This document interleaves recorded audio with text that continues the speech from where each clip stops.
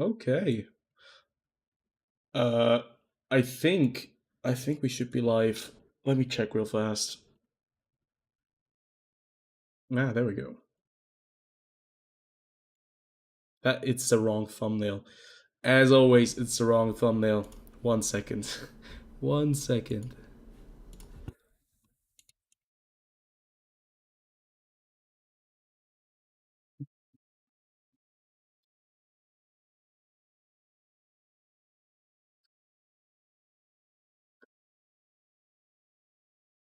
Go to live stream.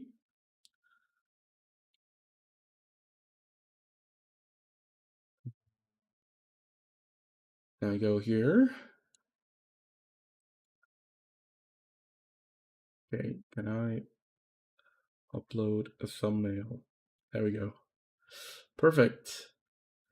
So, where's the thumbnail? Don't want to upload the wrong thumbnail again. It would be really stupid. Okay. That is done and dusted. Refresh the page. Ugh, it's still the old thumbnail. What the hell? That makes no sense.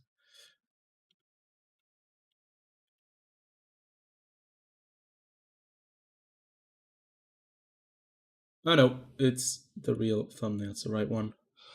Oh, it's so hot. It's so warm in here. Um, I think I'm just going to open a window real quick, or I'm gonna operate my fan, but I hope it won't be too loud. I'm gonna turn on my fan. I'm just gonna see if you guys hear anything. Gonna go into it real fast. Okay. Go real quick, or I'm gonna operate my fan, but I hope it won't be too loud. I'm gonna turn on my fan. I'm just gonna see if you guys hear anything. Oh, thank God. Okay, you don't hear the fan, which is great, but the thumbnail hasn't updated. But that should be fine as well, because we are going to be playing some world tanks, and we're going to be hopping on some tier 10 tanks. And I also wanted to take a look at the Italian tank destroyers, because I didn't make a video for that. So if we record this live stream, since it's going to be available as a VOD, I'm also going to be talking about the Japanese tank destroyers, no, not Japanese, the Italian tank destroyers, which look quite interesting, to be fair. But first, let me see right here. I'm almost broke because I've been playing a lot of tier 10, and it's not been very successful. At least with the object 780, I do have the mastery, the ace on it. Yeah, that's perfect. No fan noise. We love to hear that. Um, every single time I live stream, there are things that I have to fix. Something is always broken because of so hopefully everything just works out. I think I have to play some tier 8 games first before I can get anything on my tier 10 tanks, because I'm broke, absolutely broke. So I'm just gonna jump into some tier 8 premium tanks. I don't even care too much. I think I'm gonna go with the T103 because I don't have to waste too many credits whenever playing this tank. Switch a couple of things around, get a booster on, because the live stream today is going to be going on for probably 1 or 2 hours, maybe 3 hours, if everything works out fine. And we also need some free experience, get that boosted, and yeah, 200% for experience is always nice as well. About 8,000 players on the North American server. Not a lot of stuff going on, but it is Thursday and it must be like pretty early, like 2 p.m. In the United States or North America. It's not that late. So yeah, here it's already I think it's 8 p.m. Yeah, it's 8 p.m. right there. Ah, enjoying some World of Tanks. Question is tier 8 enjoyable? I think tier 8 is a lot better than tier 10 at the moment. At least that's what I'm able to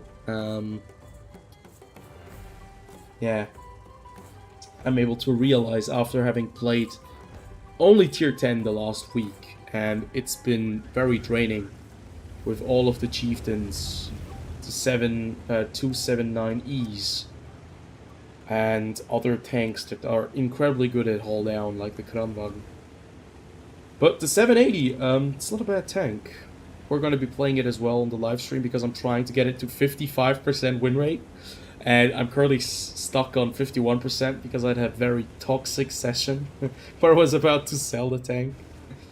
But yeah, hopefully we can get that sorted out. If anyone is in the chat, I'll have to get my phone in a second because I don't have a second screen and I don't see what the hell is going on the YouTube chat. And I always have to alt-tab out, and that's a pretty shitty way to to play World of Tanks when I always have to alt-tab out. It's also not a very pleasant viewer experience. Oh, sorry about that. Oh no. Okay, he just dropped down there and lost 960 HP.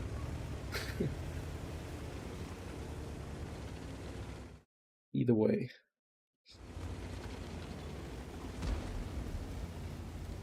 Oh, yeah, they're very aggressive here. Put one into him. Hopefully manage to fall back down. Oh, our Brigade 54 is kind of oblivious to him. But we cannot have a Byzantine 45 over on this side. We do have the turret armor, but we do not have the hull armor to deal with him.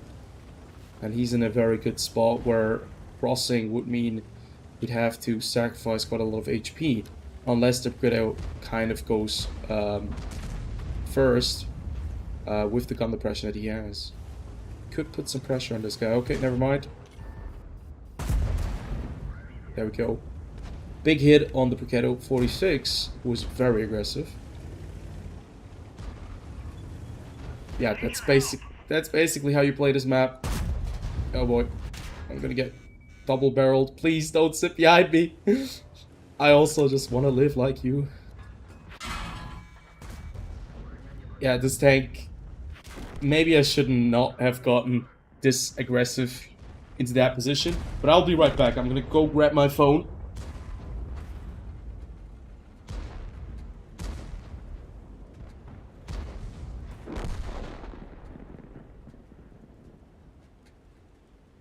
Okay, let's see. And my phone is almost out of battery, which is also kind of sucky, but it's fine. You'll work with that.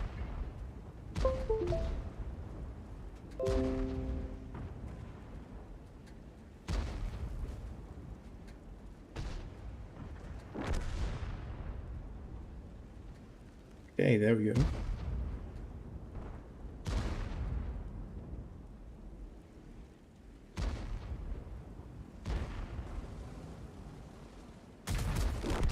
Okay, I have the chat open if anyone is in there. I've already seen CI Flan.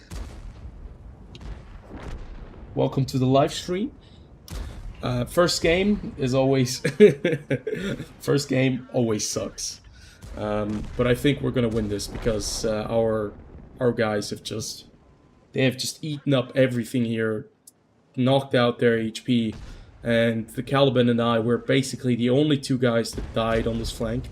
So that's going to be a good game for our team. Probably not so much for us. But sometimes you have to sacrifice yourself for the greater good.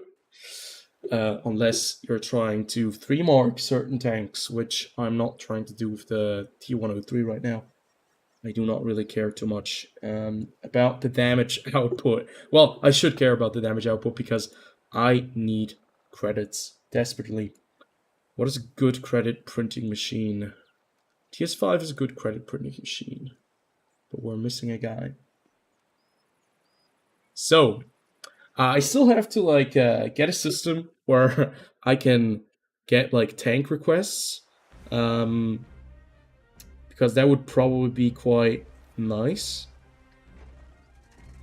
But I'm probably going to be switching over to Twitch in the near future for live streaming.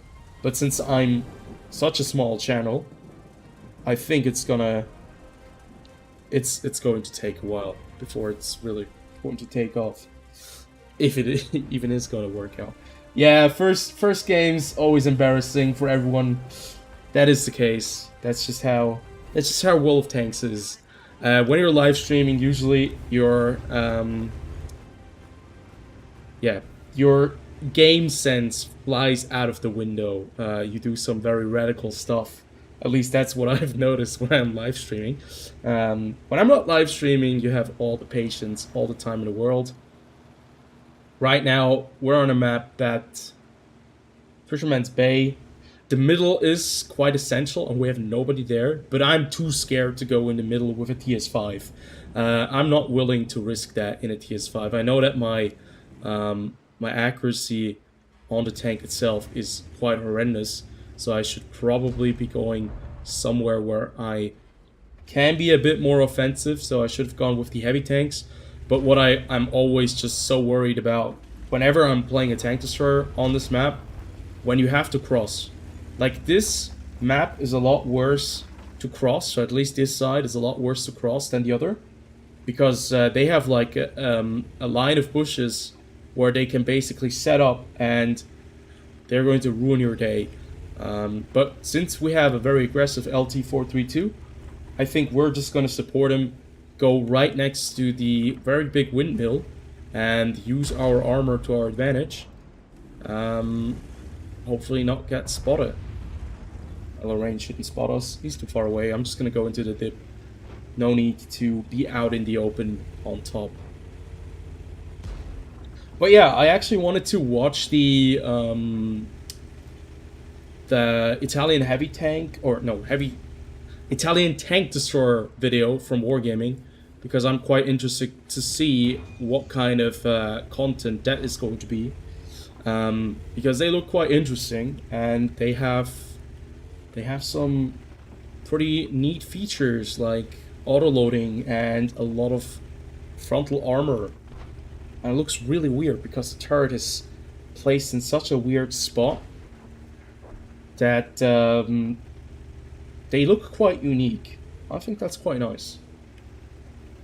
Having more unique tanks is always great, but at what cost? I think if anyone has seen the polls, because of the different surveys I do sometimes, I think the majority of the player base is a bit worried about future content regarding World Tanks, and I think they certainly are justified in their worry.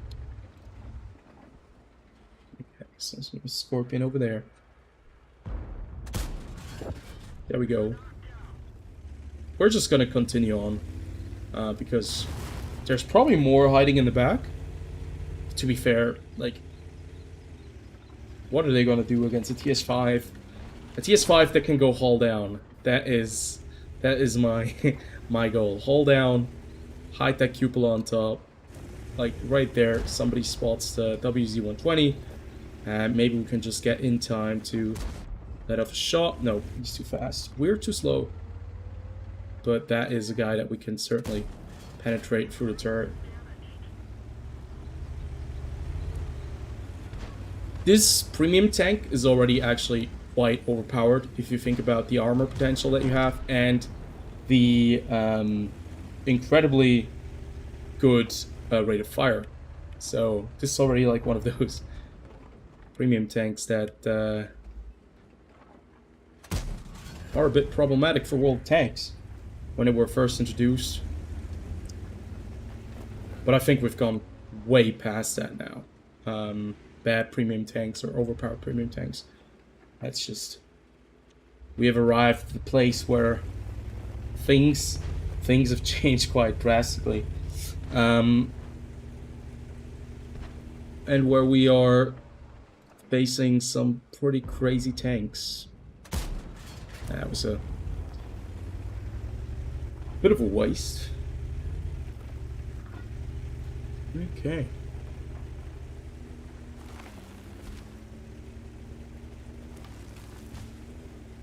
To be fair, in retrospect, I think we could have gone into the middle. Looks like that the enemy team did not really push the middle very heavily. There was a Burask and the Lorraine 40T. But those two together against us would have probably not been very nice, would have been quite ugly. But at the same time, I think, generally speaking, with a little bit of support, we could have probably managed to take that hill. Especially if we use some high explosive shells against the Burask.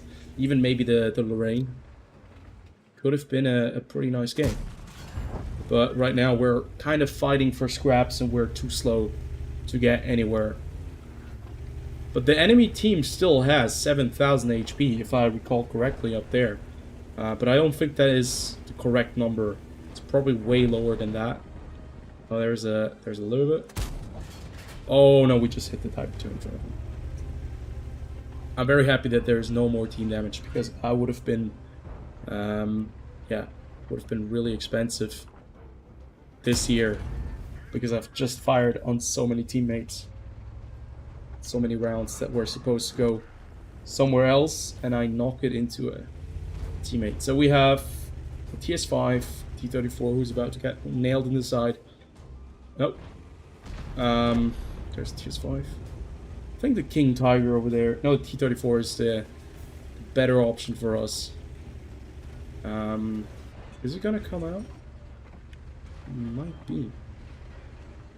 Oh, right, there we go. Yeah, at least 1 kill, or 2 kills, 125 damage. I think could have went better.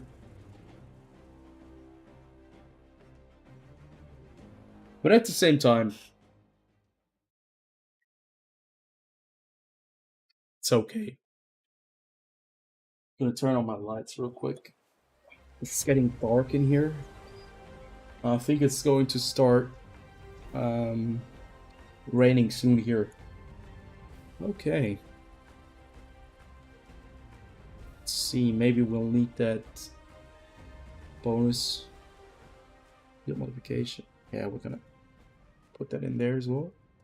Increase the level. Go for the parallax adjustment, because that's always what you want to go for. At least that's what I learned. But I feel like the tank is too slow. No, I don't want to play this one now. I want to play tank destroyers. I have this nagging feeling that I want to play tank destroyers, and I'm just going to be playing this, whatever it's called, the TVP 100. This thing is incredibly broken because of its high explosive shells, and I have never seen a tank like this at tier 8 have such damage potential. So we're just gonna load high explosive. It's gonna do some serious work. What's up, BM? No, we don't have AC in Switzerland. That's it's quite rare to see AC in Switzerland. Usually, you do not have AC in your household, because it doesn't get that extremely hot in summer.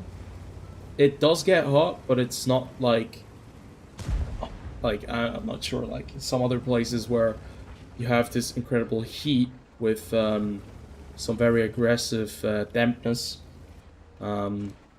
But that's not the case here. Okay, so do you want to see what will happen to that Forgetto? 394 damage. It's so broken. High explosives, so broken on this tank. Oh, there it's kind of a bit of a waste. They don't have any Oh boy, I do not want to be a target of this guy. So I'm just gonna fall back. Because we can just snipe. They don't have any artillery, so that's good. But they do have already the position over there. So I'm just gonna see if I can snipe anything further away. Look at that. I'll hit the rock.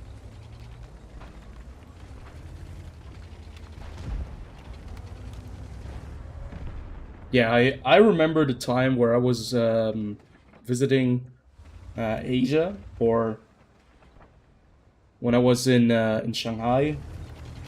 The heat, oh, the dampness was the worst thing. It was so damp. Everything was so wet, and the heat together with that, it just kind of took your energy away.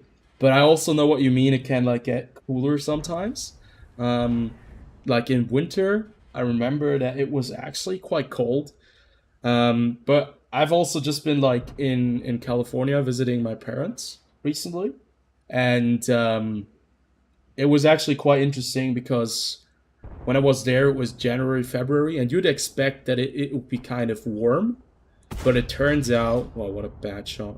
But it turns out that it's actually quite cold with the wind and everything, and the ocean. With that constant breeze, it's actually quite cool. But I like the weather. I enjoyed it quite a bit. This is a very weird match. We have so many tanks that we cannot really engage. And I don't want to just sit at the full at the back, but I also don't want to die immediately. So I'm just kind of waiting for an opening to see if anyone is going to make a move. Because that STB-1 is just going to be perma-spotting us. If we are going to sit here on the ridgeline. And I also want to hit tanks with high explosive. And it could be that the hill is getting free right there, that we can actually just rush the hill. Tank itself is fast enough. It's not the fastest tank destroyer out there, but it will get me onto the hill. There's no artillery, so that could work out in our favor. But I'm kind of worried about that STB-1, and I do not want to get hit by the Object 780 because that thing is going to pretty much ruin our day if we try anything. But it looks like that a lot of tanks are now taking the hill, and I'm gonna take this imitation, and I'm not gonna squander it. I'm gonna go up on the hill as well. This tank has decent under pressure, so it should work out alright. Should just not be too aggressive when we're on the hill. Oh, I really want to hit that Leo. Okay, made it to the hill. Yeah, humidity is the real killer. It's not as bad if it's dry heat, but as soon as you have the humidity, that mixed with the heat, it can become quite insufferable. And, come on. No way. I want to hit this side armor. Oh, he's running away. No! That was a bad shot. I just want to punish these guys with high explosive because it's the most fun in this game. Oh no. Oh, I made a mistake. Nope. Nope. It's alright. It's all fine. We can punish this Brigado 46 right here with HE. Please don't push me down. You can... I guess you can do that. But look at this. The rate of fire on this thing, it's mad. The high explosive pen is completely nuts. They should have never released a tank like this, in my opinion. But I think a lot of players really enjoy it. Let's see if we can... I don't even care about the SC-130 PM. No! Oh, can I punish the Object 780? No, I can't. Yeah, artillery and the Type 61. Oh, I didn't know that they had artillery.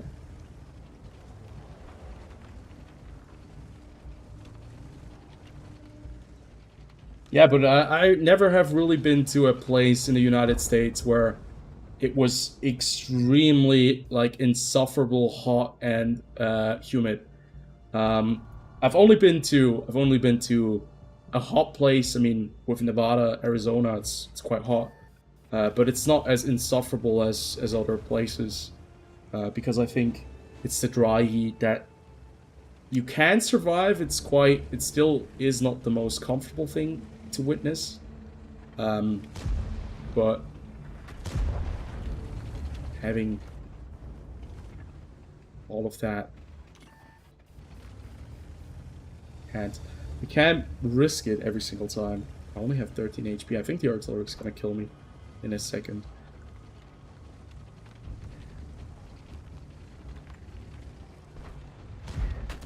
Oh lol, the artillery didn't kill me, which is funny because I only have 24 HP. Yeah, the SU-130 PM is definitely a very good credit grounder. You don't have to fire any premium shells. Frontlines is the perfect game mode to grind some credits, but I haven't been on Frontlines in about 2 years now. I had to take a little bit of a break because when Frontlines first came out again,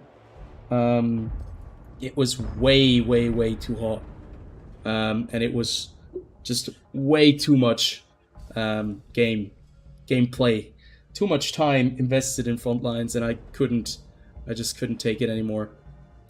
So I had to take a little bit of a break. But now I would actually like to play some more Frontlines again because I haven't played Frontlines in quite a while. And they have gotten rid of the tier 9s, thankfully, which was pretty horrific, pretty annoying as well.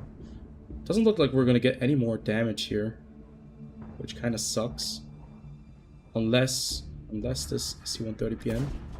Oh yeah, we just hit right over his tracks. But either way, I think that's game. I could have went down the hill, but guess it's fine.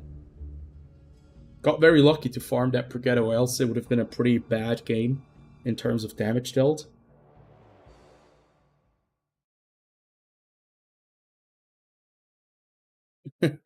Yeah, Atlanta, Georgia. From what you have told me, it must not be the most pleasant place to be in summer. But I'm not really sure if I am planning a visit to Atlanta, Georgia. Maybe we're gonna be visiting the. Who knows? Maybe the army is gonna go there, and we're gonna have some training in fort. Which fort was it? I'm not really sure, and don't want to say the wrong fort. That would be a little bit embarrassing, but you never know.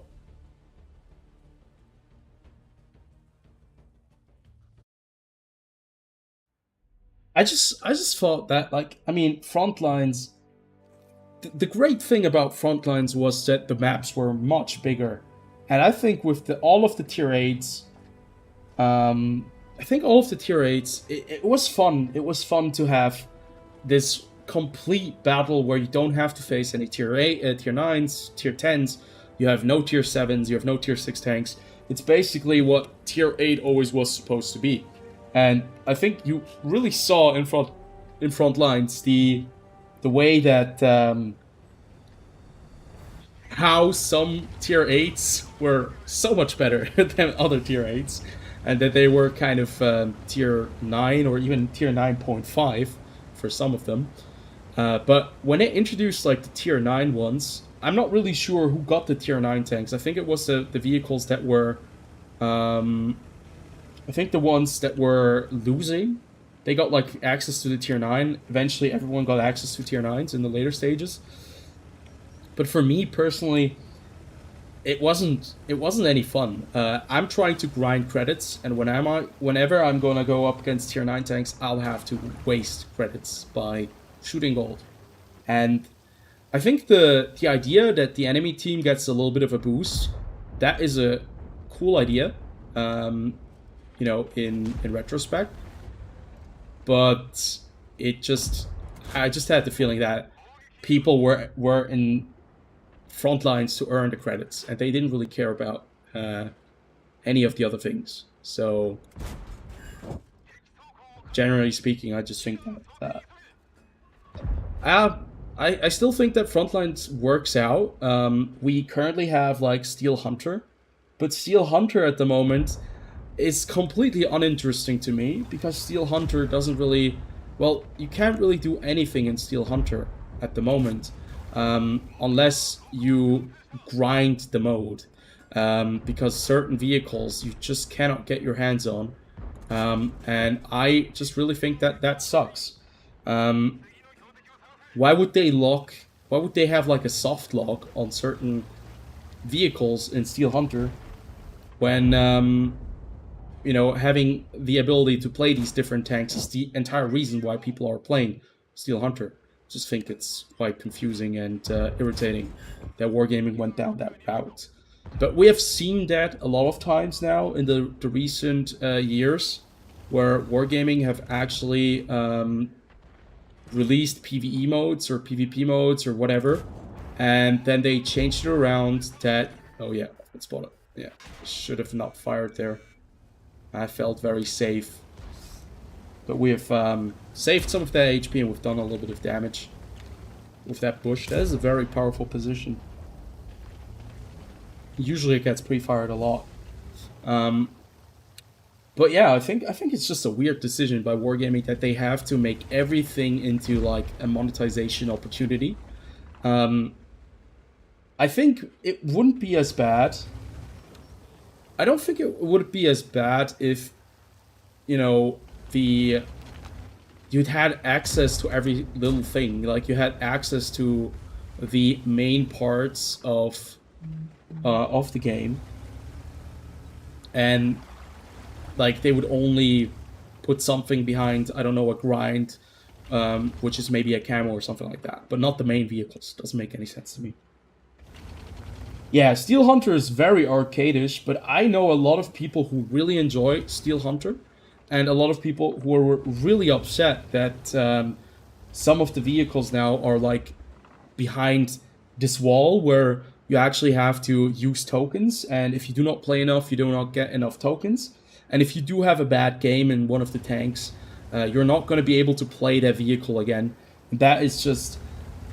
It's just frustrating, and people will not be playing the mode again. And I think Quickie Baby is right with his assessment. He said something along the lines that Wargaming should be the ones paying you to play Steel Hunter. But yeah, I mean, we've seen it, and we know Wargaming. We know what they're capable of, and we know what they like to do. Yeah, exactly. Like, they put the cart before the horse. Yeah, that's just... I guess that's just how Wargaming functions. And I have to be honest, like, the last few years, the first thing I do when I, have a little bit of free time, when I open my browser, when I'm at work or when I'm coming back, I open my browser, and the first thing I do is I usually check the World of Tanks website, because there was always the news segment part. This segment was always just for all of the news concerning World of Tanks, and it was quite interesting because that's where I got so many information from about new tanks that were being designed, new ideas that were being promoted, and basically this entire news page for the World of Tanks website has turned into a massive shop. So basically, it's just the premium tanks that they are promoting right now. It's nothing else. There are no more news. The only other news that you have, which do not have anything to do with premium tanks, are the news about the new premium T-shirts that you can buy. And I don't know. I don't really understand why the monetization has taken such a big, I don't even know, it has taken over such a big part of the game. Because for me personally, it feels like they are kind of trying to get the most out of the game before the game might go downhill. And we're at a place where it's like really we're really unsure which direction we're going. Every single patch can completely tip the balance in on one side or the other. And I've noticed that with the Object 780, one of the most perverted things actually about the Object 780 is that I think a lot of players were super excited about the Object 780 when it was first announced. I made a video about the tank 1 or 2 years ago when it first appeared in the game files. The 780 has been around for a long time, and when they released that HD model, I made a preview on the stats that it had by that time, and it looked quite interesting. And the lower plate looked like an auto bounce, because we already had like lower plates like that on other vehicles, and it usually was an auto bounce angle. And I think people were painting this picture in their mind that this is going to be the pay-to-win Object 279E. This is a tank you can buy, and you can have as much fun as you can in the Object 279E without having to grind all of the missions for the Object 279E. So when the Object 780 was released, and it was kind of a stinker, which isn't really the case, it's a good tank with some serious drawbacks, but it's still good enough. 530 Alpha is like really, really cool to have on a tier 10 heavy tank. But I think a lot of players were super disappointed that it was not like the Object 279E. And that kind of paints the picture that, you know, we as a consumer, we want to have that overpowered bullshit. And I think it's really interesting to see that we're kind of expecting that. And if it doesn't turn out to be overpowered, we complain that it's not overpowered, and everyone just calls it a piece of garbage. And I think it's really interesting because we ourselves are creating this. We're creating the future of World of Tanks by only buying the overpowered stuff. So yeah, the Object 780. It's not the worst thing that will come out of Wargaming's garage or workshop, but there are certainly better tanks out there.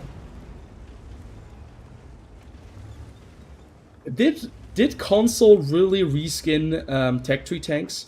To be fair, I don't even think that is that problematic. Why not just give us the option, like in War Thunder, to put like a premium? I don't even know what it's called. Like, put a premium locker onto a Tech Tree tank, because if you do that, well, you have a Tech Tree tank that is kind of balanced, that now earns like extra credits or extra experience, and that would be pretty nice. I don't think that would upset the balance, but I think we have gone way past that, and that is just not going to be changing anytime soon.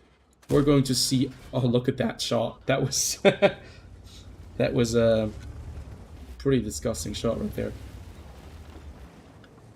Yeah, I think that you know, that could work out, and it wouldn't be the worst idea. Then they don't have to constantly upgrade the premium tanks, add more into the game, but they're still gonna do that either way, because it's their business model, and they have decided to go down that route a very, very long time ago. So I guess that's the future. I've also seen that. Okay, no, I don't want to get hit by that guy. Oh, there is a lot of fire coming in. This is always a very awkward spot. I usually like to push the dip, or I don't like to be here. The T-44-100, I actually like the tank. I like the tank. It's fast, or it's fast enough. It has a little bit of armor. It can bounce some shots. Doesn't bounce a lot, but it bounces some shots, at least. It used to do, for me. And the rate of fire is decent. The only downside is you basically have to be utilizing premium ammunition. If you're not doing that, you're going to have a very bad time against anything that has a little bit of armor. But it's not the only tank with that, like, really low pen. 190 millimeters of penetration for a for a 90mm gun or a 100mm gun is like, what the hell? Where did that shot go? That was so weird. But either way, the ELC even 100, even 90 is dead. I would really like to see the M46 patent Korea get a buff, or just the the T26 Pershing. I would really like to see the Pershing be good once in my lifetime. The T26 Pershing, it's just not good. It's probably one of the worst. It's probably one of the worst tanks, tier for tier. Oh no, I'm gonna die. Oh, thank you guys. You saved me. I knew it. As soon as I dipped in there, it was just going to he was just gonna annihilate me down there. Okay. They're not paying any attention to us.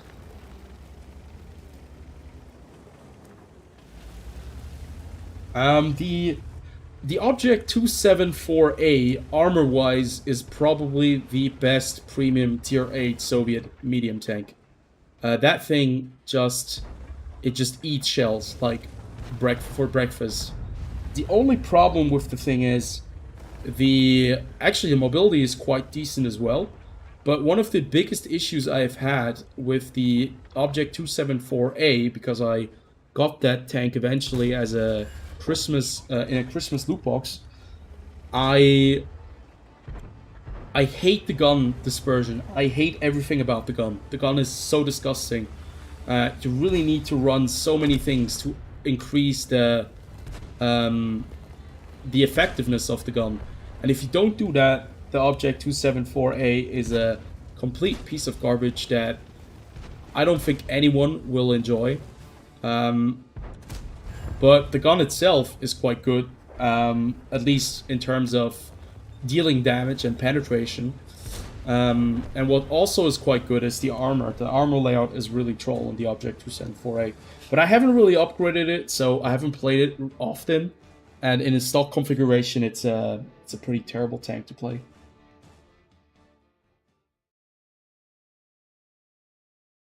Yeah, I don't think anyone gets along with the patent Korea.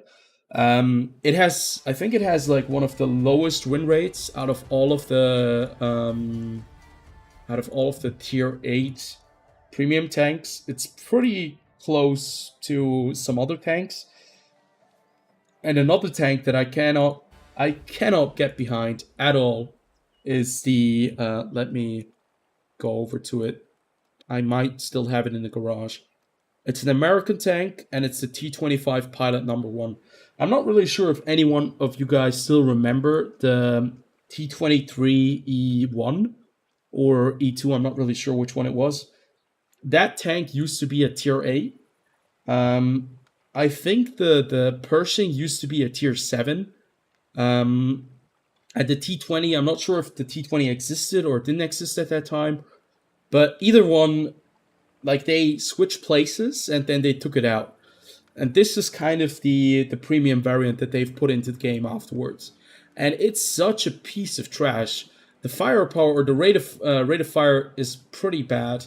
The dispersion, even though it's, like they say, it's 0.33, it's way worse than 0.33. The mobility is the only good thing about this tank, and it doesn't have any engine power. So the specific power to weight ratio is not very good. Basically a very, very bad tank with no armor, no really redeemable features, and I hate this tank. And I tried to like this tank. I've played 39 games, and basically all of the 39 games I've played in one sitting, and I just cannot get behind the T-25 Pilot 1. It's just it's such a bad tank. I get upset every single time I have to look at this tank. But yeah, I understand the feeling when you cannot get behind certain vehicles. Either way, we're going to be playing some tier 10 now. I don't have enough credits to fully go premium shells with every single vehicle. One of the things I've noticed when you're playing the Object 780 is you do not want to have the premium consumable, which is extra combat rations, because this thing gets set on fire so often in a sitting that it's really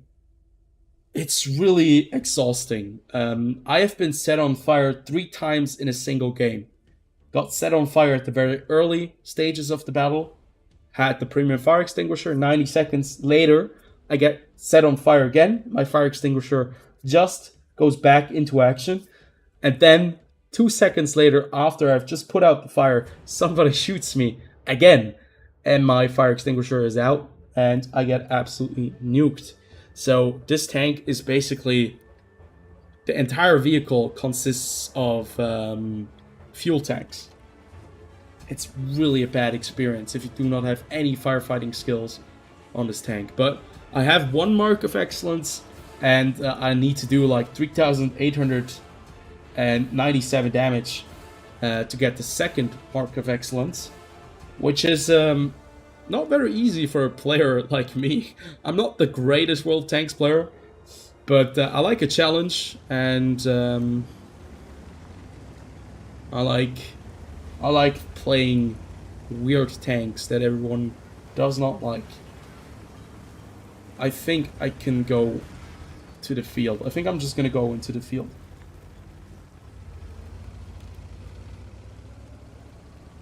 Yeah, I know. I've heard, like, I've had a couple of discussions with several players on World Tanks about the tank itself, and they said that they were going to get the field modifications and then they're going to sell it, which kind of doesn't make any sense to me. But I mean, if that is what they want, but I find it so funny that they just kind of sell it after they put all of that time and effort into it, and you know, put all of that experience into the field modifications, and they just sell it. I think it's quite funny, but obviously it's up to them what what they want to do with their tank. Maybe it's about, you know, fully having the tank fully like upgraded and everything, maybe giving it a chance. And if that just doesn't turn out well, get rid of the vehicle. Yeah, it's the barbecue edition. Tier 10 without gold? That is against the law. I think I'm oh yeah, this guy. He's still alive. How are you still alive? Yeah, well, you're gonna be dead. No! My god. I hate EBR 105s. I hate them so much.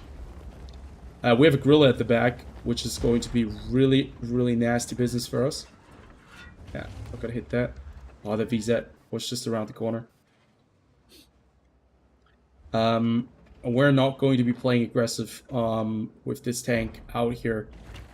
I just thought that the guys on the field, they needed some assistance, and I'm just waiting for a couple of nice clean shots on oh, god damn it, every single time.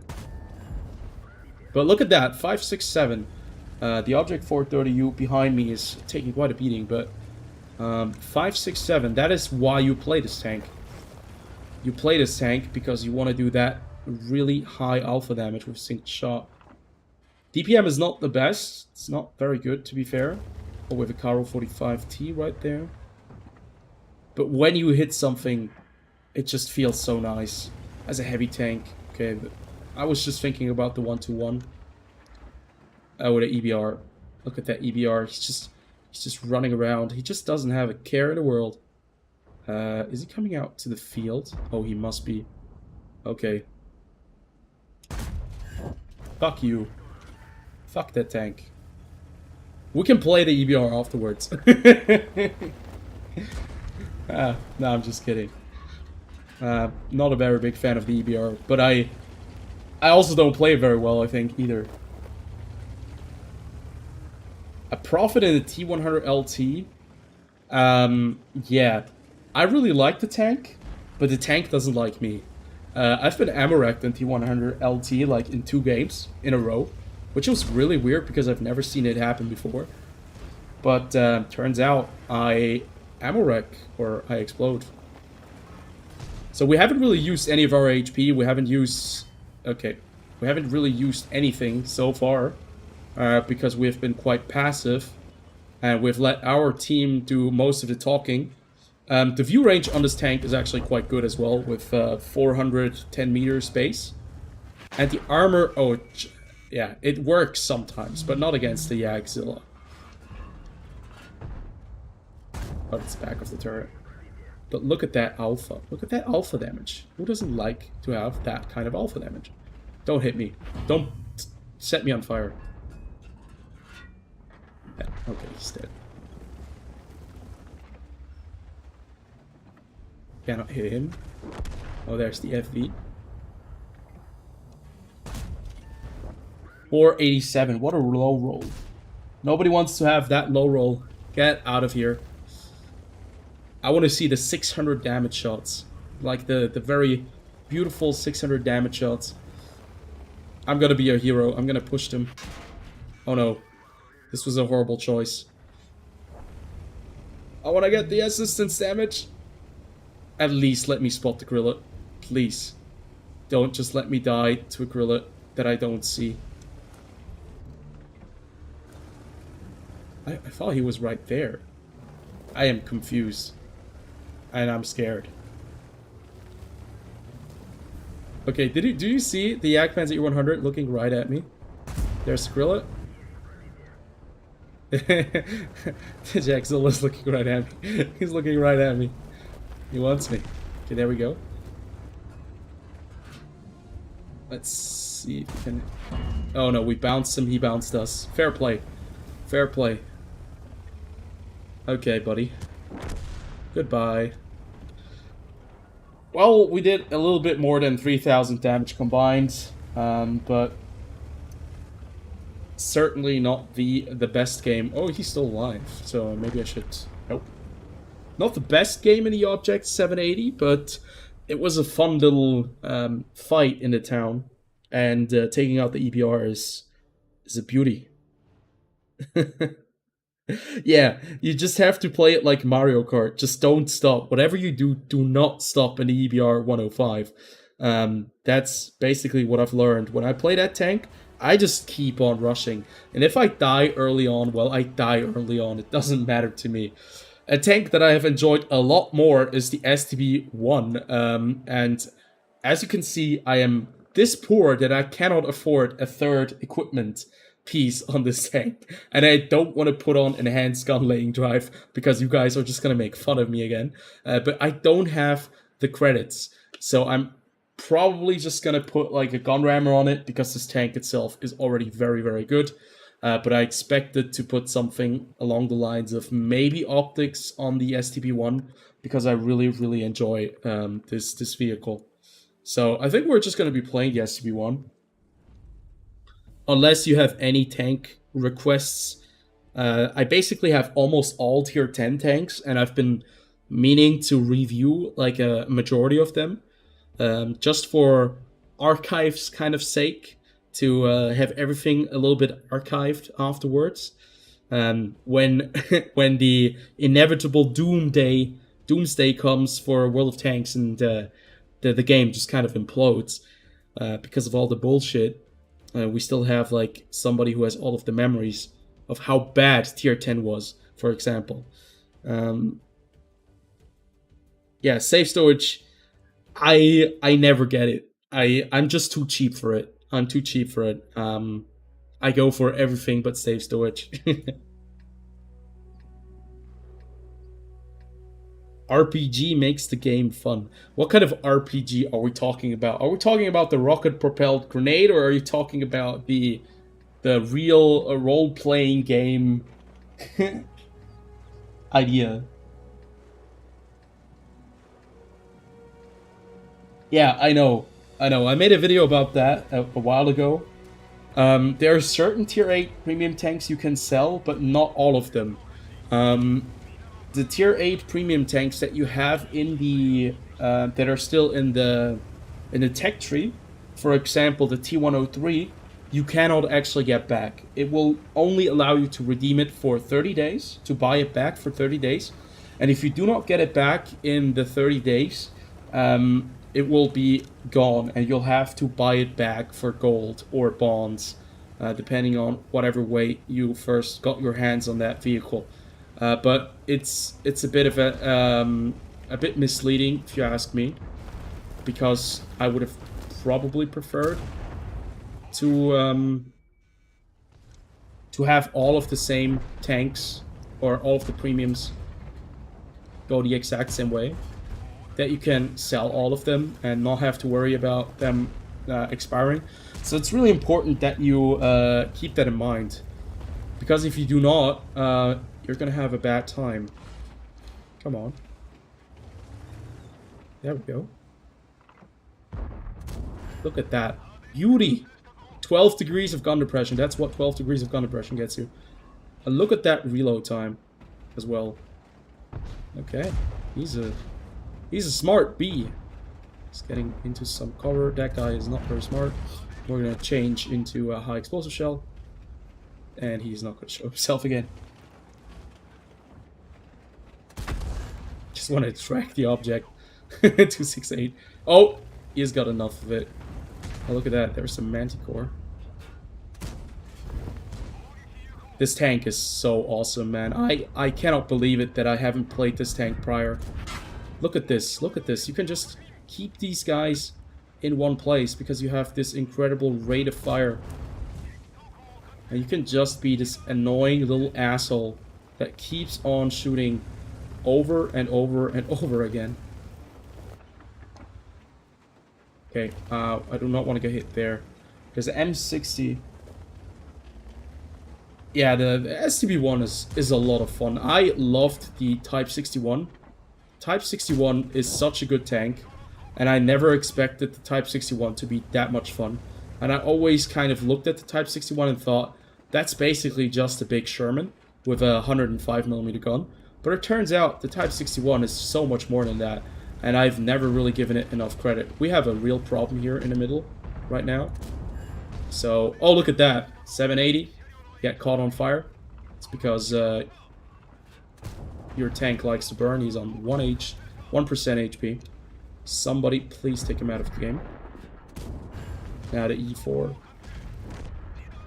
It's so nice to just be able to be up here, have no worry in the world.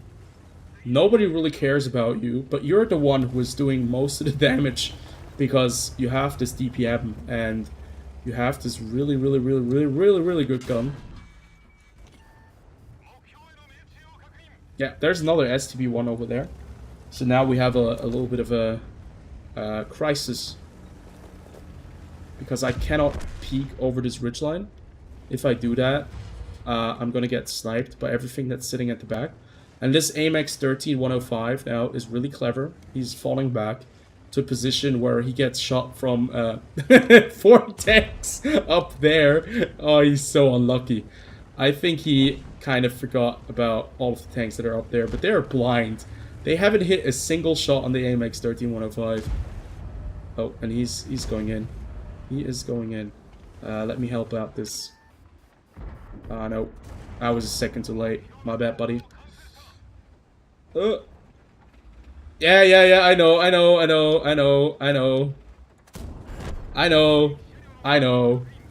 I'm sorry.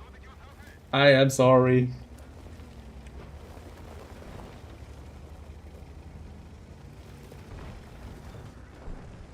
There's the STB-1. I don't want to get hit in the rear. I think I have to start firing gold for the mouse. That's not going to be a very enjoyable tank to engage. No, can't even hit him. I can only see that disgusting skin. Switching over to high explosive. Ooh, the mouse. Ooh, no, this is not very good. This is very bad, to be fair.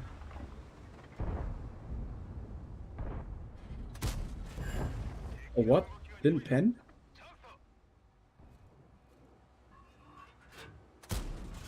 That one pen. I think I have to drop down here, because they are going to be pushing my position any second now. So let me see if I can use the bush to my advantage. The Super Conqueror just is moving into the town. I'm worried about the mouse climbing up here, but Doesn't have to be... Doesn't seem to be the case. So we're gonna go up the hill. We have 12 degrees of gun depression. And we should be just fine up here. Let's see if we can help these guys out. There. Oh, what? Didn't kill him? But he's dead. And look at that. Super Conqueror. That was not a very good shot. All the way out there. And the shell velocity, well, it's not the worst, but you kind of feel it. You feel that it's not very good. Or it's not on par with other tanks at this stage. He should see me now, but unless he's firing APCR, he's not going to be able to go right for me. We should be just able to clean this guy up. I'm very sorry about it. Oh no, that was a bad shot. Oh, he's gonna get away. He's gonna get away. I'm not gonna be able to shoot him. Of course! Oh, lol. He bounced. And he did 1 damage to my rear. That is such an unfortunate moment for that Manticore. The mouse is just cleaning up over here. We're gonna kill the Super Conqueror first. And then we're gonna deal with the mouse. Oh lol, I didn't even see him. That bounce though? Oh god. Don't screw this up. What? I bounce? Oh no. Don't panic now. Ah! There we go.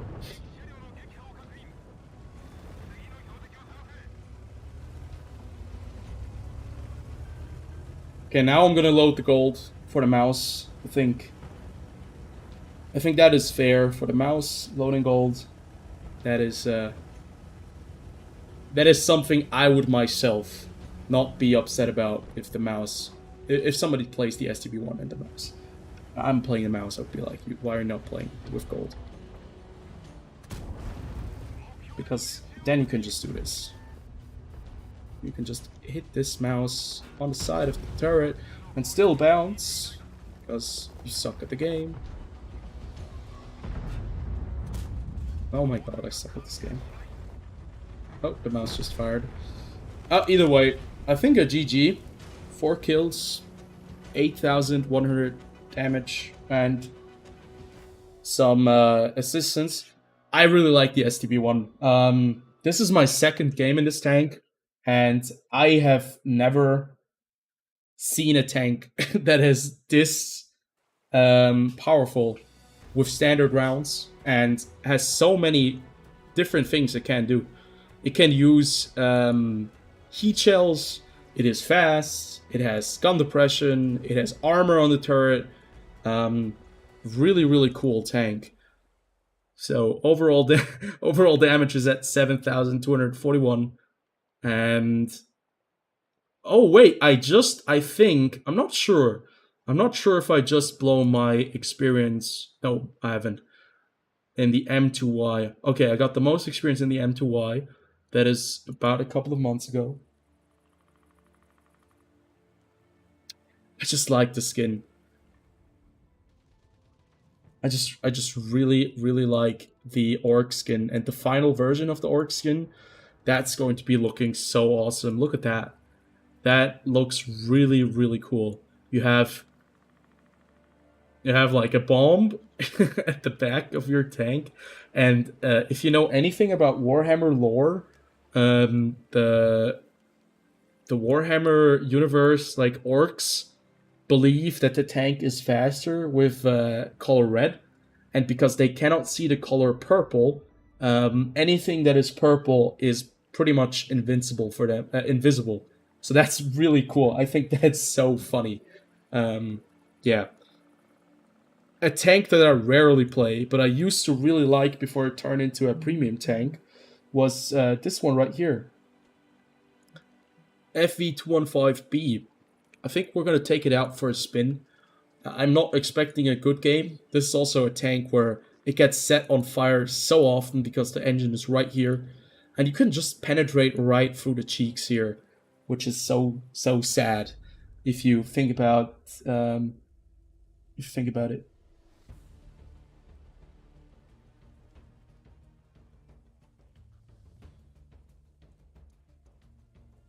Okay, I'm just gonna let the game load real fast. I'm gonna go close my window. I'll be right back because currently I think the rain and the storm is about to hit us.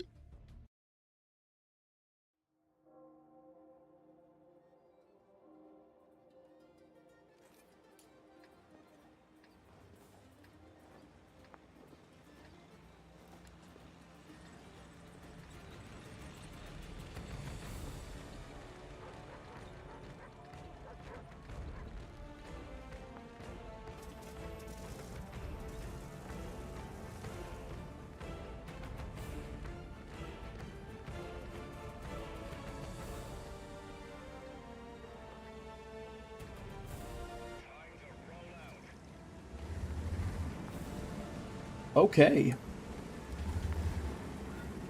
It's a tier 10/tier 9 game. And we are playing only against one artillery. That's quite nice. And there are no super overpowered tanks. On the enemy team, we have a chieftain. Where is he? Oh, he's already climbing up the mountain. And we're doing some off-road stuff. I wasn't able to get on the what do you call it? The recon mode. I wasn't able to figure out, or I wasn't able to get on the mode because most of the time when I was able to get in, I wasn't online. And yeah, when I have like it's like at 9 p.m. like right now, it just started. And during that time, I'm either playing normal tanks, because that's when I play World of Tanks, when I have the time, or I do something else, so I haven't had the chance to try out the recon mode. But to be fair, I want to try it out, and I think we can do that, like, the next game. I think, why not? Jump into the new maps and see what Wargaming have cooked up for us. I think it would be really nice to have, like, more maps, bigger maps, maps that are a bit different from the usual, you know, map pool that we have, where every single little thing is basically just a narrow corridor, or one way or another. It's just corridor maps.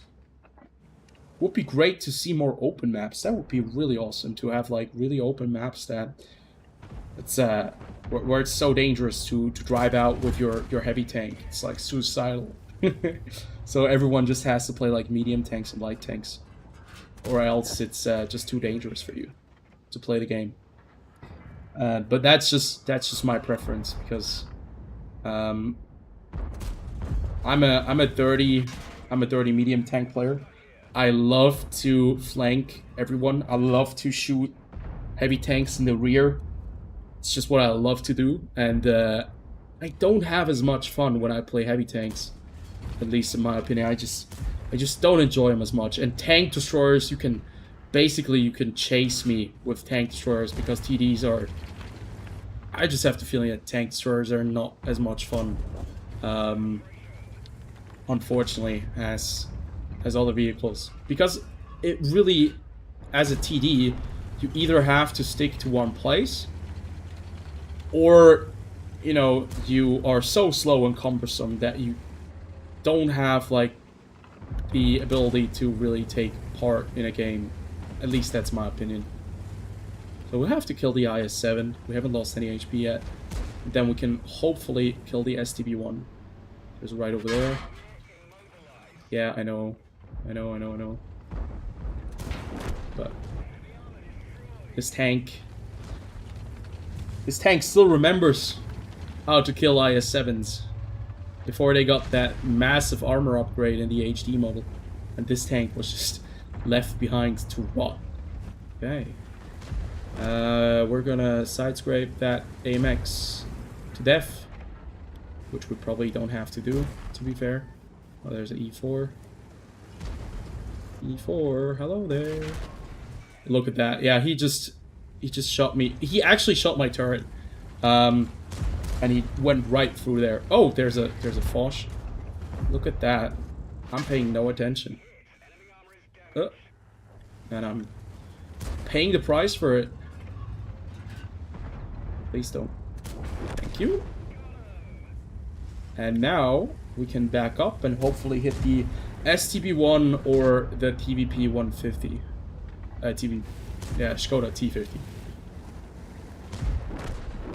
So, looks pretty good over here. We're taking the flank. The E4 is absolutely annihilating stuff. Okay, guys. Ah, no, why do you stop? Never stop. I'm a very wide tank. Sorry. It's very difficult to fit in the middle. I just want to hit something. Please, guys, let me shoot something. Thank you. Oh, the E4. Well, he bounced. Oh, I didn't even do enough damage to knock him out.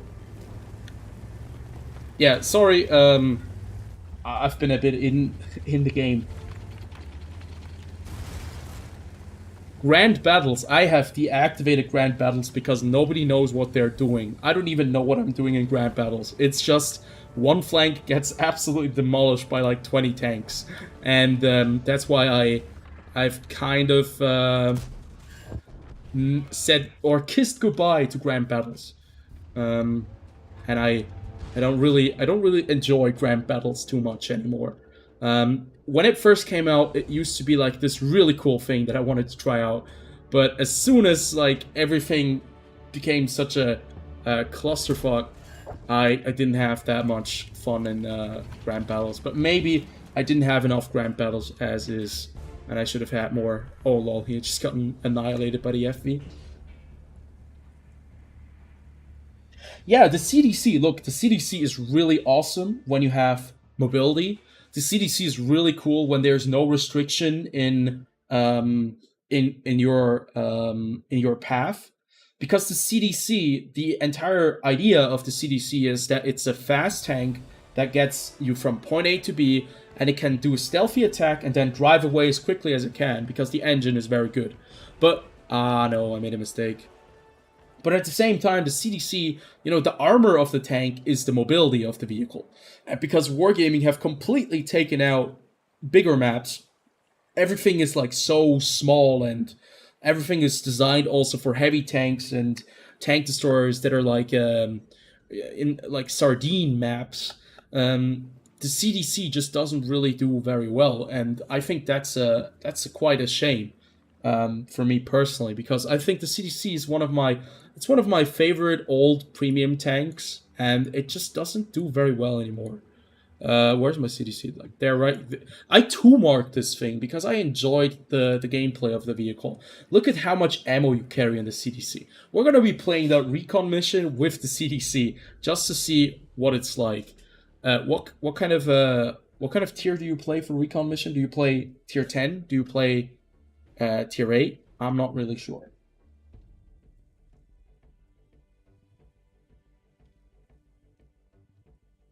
Yeah, NA server, I mean, the player base is already so much smaller than the EU player base, but the NA server, I think, even at tier 10, and I don't think that a lot of players have the Grand Battle mode still activated. I have been in a grand total of maybe less than 100 Grand Battle games, and that's since Grand Battle has been released, and that's definitely like, how many years has that been the case now? At least like 6 or 7 years, and I haven't really gotten into that.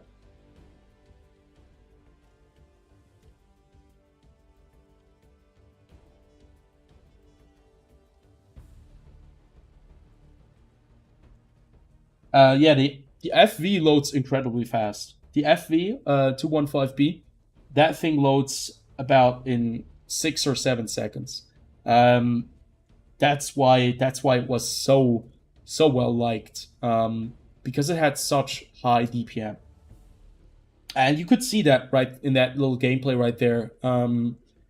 Yeah, you load as quickly as some other tier 8 medium tanks do with their 90mm gun, but you do like 420 damage. That's really cool. But the FV, it just doesn't really hold a place anymore in the game, in my opinion, because it's very easily penetrated from the side and everything. Yeah, this looks like a small map. This looks like a tiny map, to be fair. Um, Aquila. So it's like an Italian map, or like somewhere in Mediterranean Europe. There's a bridge in the middle, which looks really cool. We're just gonna be, oh yeah, we're just gonna be running around and checking the map out a little bit. You can see that the map hasn't been fully finished yet because, like, the building looks really great, but it looks kind of weird. Maybe it's because I don't have any grass activated, but it looked like it was a little bit barren. Everything looks, I'm not sure. I think the map looks really cool. Look at the skybox. Look everything behind it. The mountains. There's like a cathedral up on the hill over there. That looks really, or a castle. No, it's a cathedral. It's a church probably. But it looks like shit. It looks terrible if you zoom in. There's a church tower over here. We have another cathedral, church tower, or whatever. We have a little river in the middle. We have another church on the other side of the cliff where the CS-59 is going. And we have 3 camping tanks in one bush. But that's just world tanks. So we're going to go up there and we're going to follow the CS-59 because I want to see what this map is like up close. I like the map design. I like the way that the map looks. I like that there's like this little road up the cliff. That reminds me of all the World Tanks maps, where there were like different high grounds that you could take, and you know, driving up a cliff was sometimes really, really dangerous. But if you managed to get up here, it turned out to be like a very, very good decision sometimes, and you were just able to do all of the damage. So I really like it. Yeah, monastery. Yes, yes, yes. It's a monastery. I'm sorry. I am sorry. I'm just not very enlightened. Here, M41D, 514 meters. That's what you can do with the CDC. When you have everything loaded for the long-range engagements. I love the CDC. I love this tank. I think it's a shame that the vehicle has, you know, been kind of abandoned. What I think is really interesting is that there are a lot of hills. There are a lot of places where you can ambush someone. There are a lot of places where you can hide. And there are not that many bushes. There are some very specific bushes that are quite apparent. I'm not sure where I've been spotted from, but that might be that bush over there. This bush is quite apparent. This bush right here is apparent. If you want to fight something in the middle... Oh, look at that. They are repositioning themselves to engage the CS-59 and me, because they've noticed that their flank has been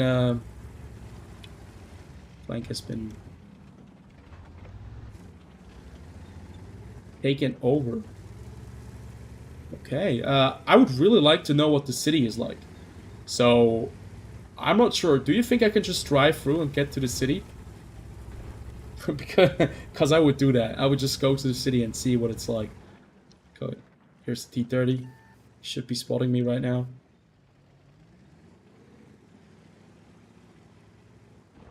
If I would have been a T-30, I would just go around the corner and smack that CDC.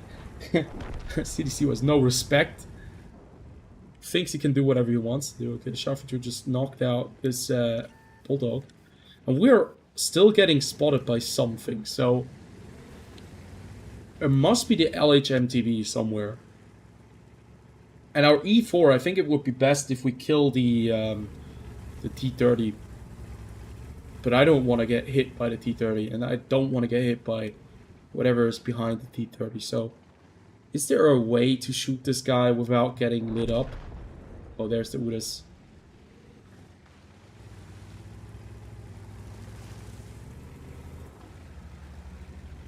I have the feeling that this map is gonna get more bushes afterwards. Like, I think it looks a little bit It looks like it's missing some bushes. But oh yeah, great. Now we're in this. We've gotten ourselves caught in a situation where we should have not gotten ourselves into. So what you can actually see is that you can maybe push both sides. The one goes through the city, the other one goes through this monastery. Yes. I'm gonna go up here again. I'm gonna go up to the monastery and I'm gonna see if I can shoot down. Because it might be that, like, both of the teams... Oh, nice. Good shot. Both of the teams end up, like, in one of the corners of the map. And basically, whoever has a little bit of control in the middle can shoot the guys in whatever corner they are. And that might be, like, a little bit of a fight. And if you have tanks on the hill over here, for example, you can basically shoot into the enemy cap over here. This T-30, like... I mean, he's not going to have a chance. He can spot me, yes. But he's gotten himself into a position where he just really cannot survive from... I'm going to take that hit to kill that final T-30. But I might just die from the shot for 2-4.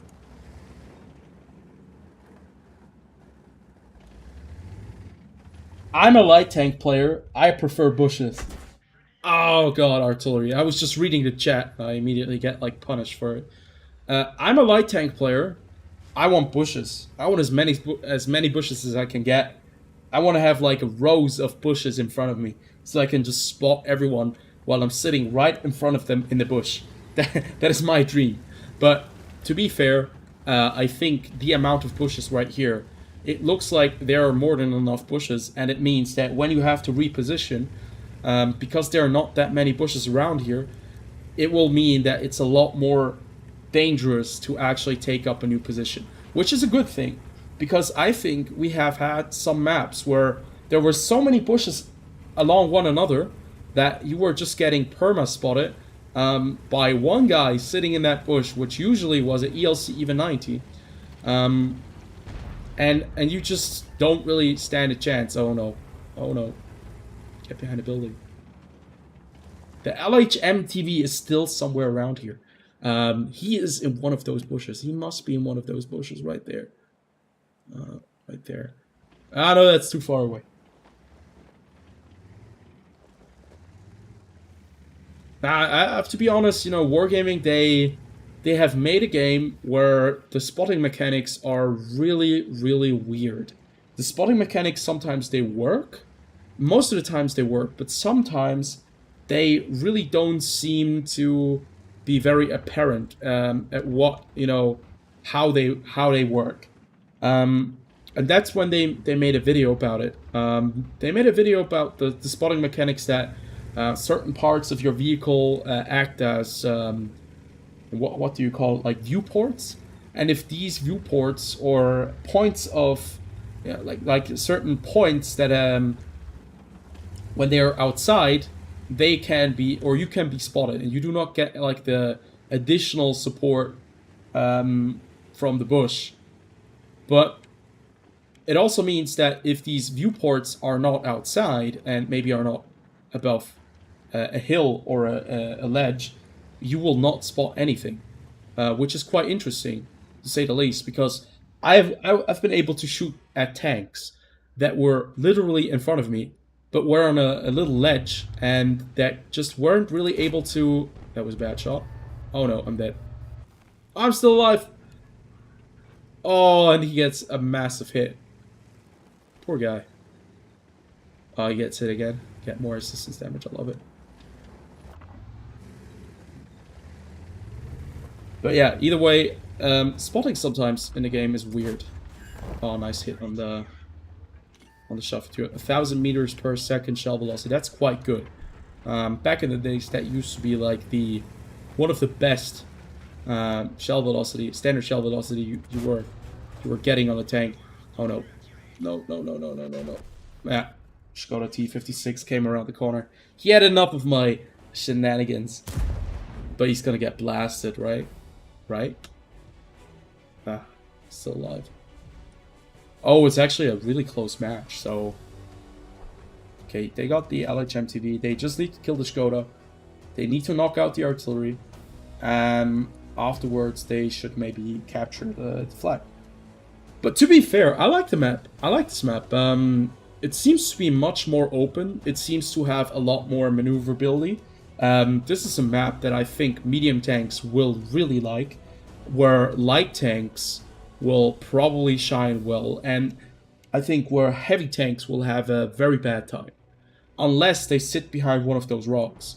I haven't seen Wargaming add like many rocks like this in a long time, but it's refreshing to see a map that is more open and has much more space to maneuver in than all of the tuna can maps that we have had in the last couple of years. But hey, so far, not so bad, not so bad. I just want to see what the city looks like. I like the houses. The houses look really, really nice. You know, the art department for World of Tanks never was the issue. Um, when you were looking at the game, it mostly was the balancing department. But that balancing department probably had quite a few people telling them what to do.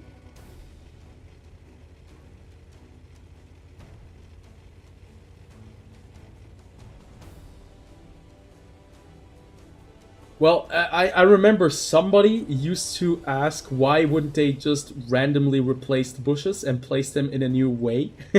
I'm not sure who was that person who was like, just like put the bushes in random locations. And I think that would have been really hilarious. Imagine all of a sudden the bushes are at other places. The meta would completely shift on certain maps. Light tanks would all have like a horrible time, and everyone would start to panic because all of a sudden the usual lighting places don't work anymore. Everyone would have to like see for themselves. But I think the idea would be kind of funny to see once, maybe on a super test or test server, to see what it's like if they replace the bushes into other places. That would be kind of hilarious. But we need the bushes. Bushes are important. Trees and bushes are very important because if you don't have any thing that blocks the line of sight, direct vision, the game would be pretty boring and yeah, unlikable, I guess. It would be very boring. So bushes are a good fit. 3 marking the Churchill gun carrier. Yeah, well, um, let me see the Churchill gun carrier. Where is it? Where is it? Wait, yeah, it's no longer in here. I'll have to find it in my depot. Uh, vehicles and garage. Nope, it's in store.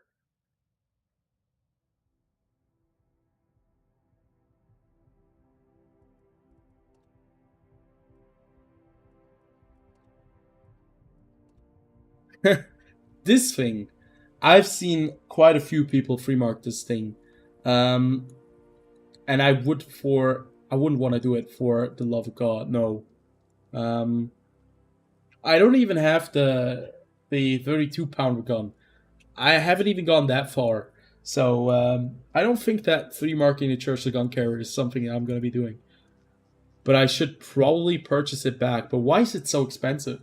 Are tier 6 tanks always this expensive? I haven't bought a tier 6 tank in a long time. So I don't really know. But they're 900,000 credits? Did they increase the prices or have they always been like that? Because recently I've just noticed I've been buying tier 10 tanks, right? I've been trying to get all of the tier 10 tanks into my garage, and um, I still haven't bought them. I haven't bought the WZ113G FT and the tier 9 because I don't have the credits.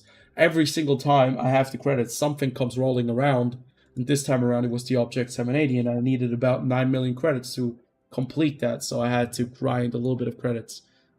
Let me see. Is the Object 780 still?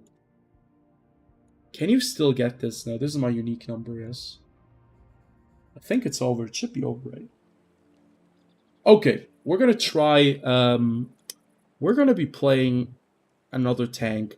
What about a heavy tank that isn't the slowest, but that also needs to have a little bit of a city to function very well? Because the Alpine Tiger just doesn't really do well on open grounds.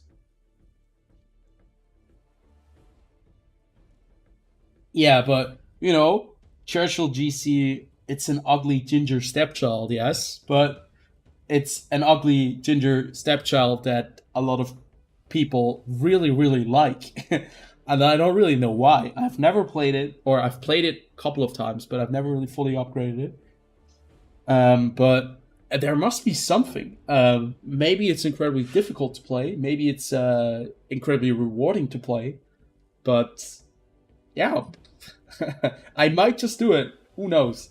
I mean, I free marked the Sheridan, and free marking the Sheridan was really fun. And everyone is calling the Sheridan a piece of trash, while I think the Sheridan is a tank that has, like, for a light tank, such great DPM.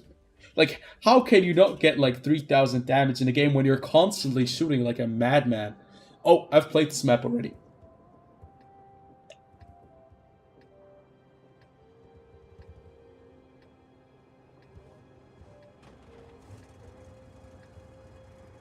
Yeah, like the gun carrier, I just saw it, 220 millimeters of penetration with the standard AP shell, with the I think 32 pounder gun or something like that. So yeah, that thing is it's going to do a lot of damage probably. Okay, so what have they changed about this map? Um, I remember that there is a ridgeline right in front of us, right there. Zeppelin, I'm not sure if that one was crashed or if it was flying when I last played this map. The middle, we have the bridge over there, where the light tanks and the mediums usually go to. And other than that, well, I don't think that they have made a lot of changes from the direct first glance. It looks like this is going to be the one place where the heavy tanks will brawl it out, where we're all going to be wasting our gold shells at each other. There's already a tank I cannot penetrate with standard AP shells. At least I don't expect to be able to do that. There, can you actually drive up onto the bridge? Oh my god, you can actually drive onto that thing. There's a tank on that thing! Oh my god. Okay, so they are working with elevated angles and different passageways. This is a lot more exciting than I thought it would be. But yeah, whenever I play this tank and I go to the heavy tank alley, I always kind of regret it because this thing can't do jack shit with standard shells. Yeah, I don't think that anyone is going to be really aggressive on this front line here, because there's so much cover. Everyone is just going to be sitting here and sniping each other, and it's going to be a little bit like Pilsen, probably.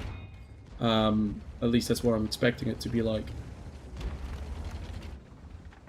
But I like the idea that this is like a...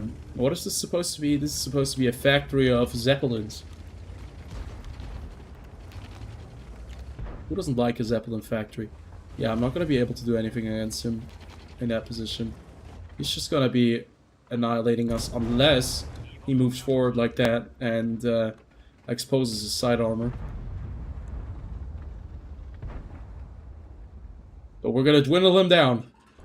Eventually. Wait. Ah, look at that. Beautiful shot through the side cheek of his frontal armor with an AP shell. We don't need no heat. We don't need that heat. Yeah, you miss. You bounce. That should have not been a bounce, but I appreciate it, Wolf Tanks. I appreciate all of the support I'm getting. Yeah, you're not going to be able to do anything.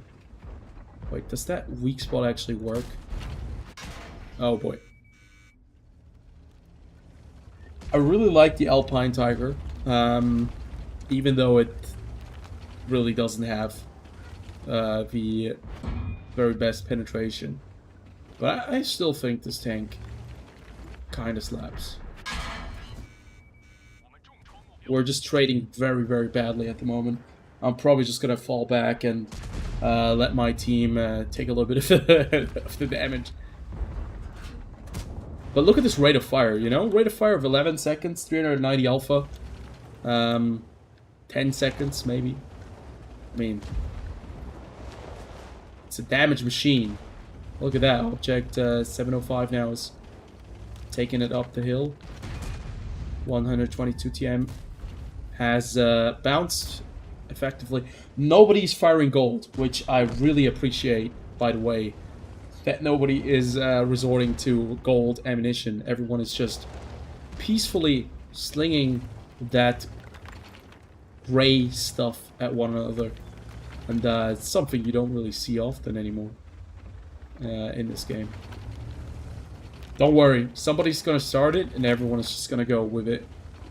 Just gonna start with a full-on high explosive anti-tank fest. Oh boy. I'm not really sure where he hit me, but this guy is dwindling down my HP and it's not looking very good for me. What I find a bit awkward is that there are not a lot of ways to effectively go further here. You kind of have to push out into the open, and by doing so you are risking a lot of your HP and you're risking certain death. And if you come out here, do you see that bush back there? Look at that. That's where the tank destroyers will be hiding in the future. So I'm not really sure if this is going to be the place where a lot of movement is going to be happening. I highly doubt it. If we kill this TheFrXion K, I think we can make a push. There's still a T-30 sitting at the back that you can see on the minimap. But if we manage to kill that TheFrXion K, we can actually start moving to the other hangar and put some pressure on the other guys. But the question is it worth it? We only have like very low HP. Oh, there's actually a building here. But the TheFrXion K is right now not able to deal with us because he is in a battle with a KV-5. This allows us to close the distance and do some damage. Ah, beauty.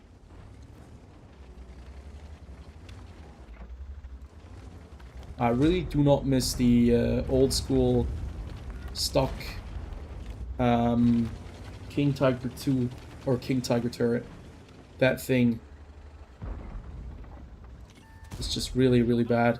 Just as I say it, I actually bounce, and it turns out he has not the stock King Tiger turret. It's actually a much better version.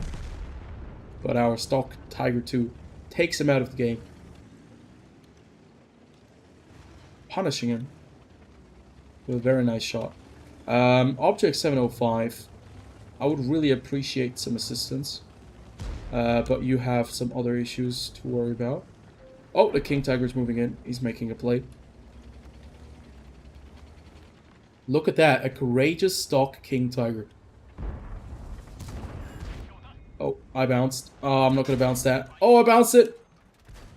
Don't let him pass me. Don't do it, guys. No, I bounced him. I bounced him! I'm gonna die. I'm gonna die. No! The King Tiger drove right into me. Kill him! Thank you. Thank you. He had one of the worst low rolls ever. 325 damage. How bad can you low roll with a tank like that? 325, that must be one of the lowest rolls you can get, because the average damage is like 420 or 400. It's a T-30 over there. Am I going to risk it? Ah, yeah. But still, a pretty good game for the Alpine Tiger. 3,189 damage. Um, even though we didn't fire a single heat shell, would have been a lot easier to deal with, I guess, the French tier 9 heavy. But, you know, nobody was firing any goals. Everyone was just firing standard rounds. That's what I like to see in the game. When your armor actually also works a little bit, and the enemies need to aim. Wait, is premium ammunition disabled in this game mode, or am I just lucky that nobody's really firing any premium ammo?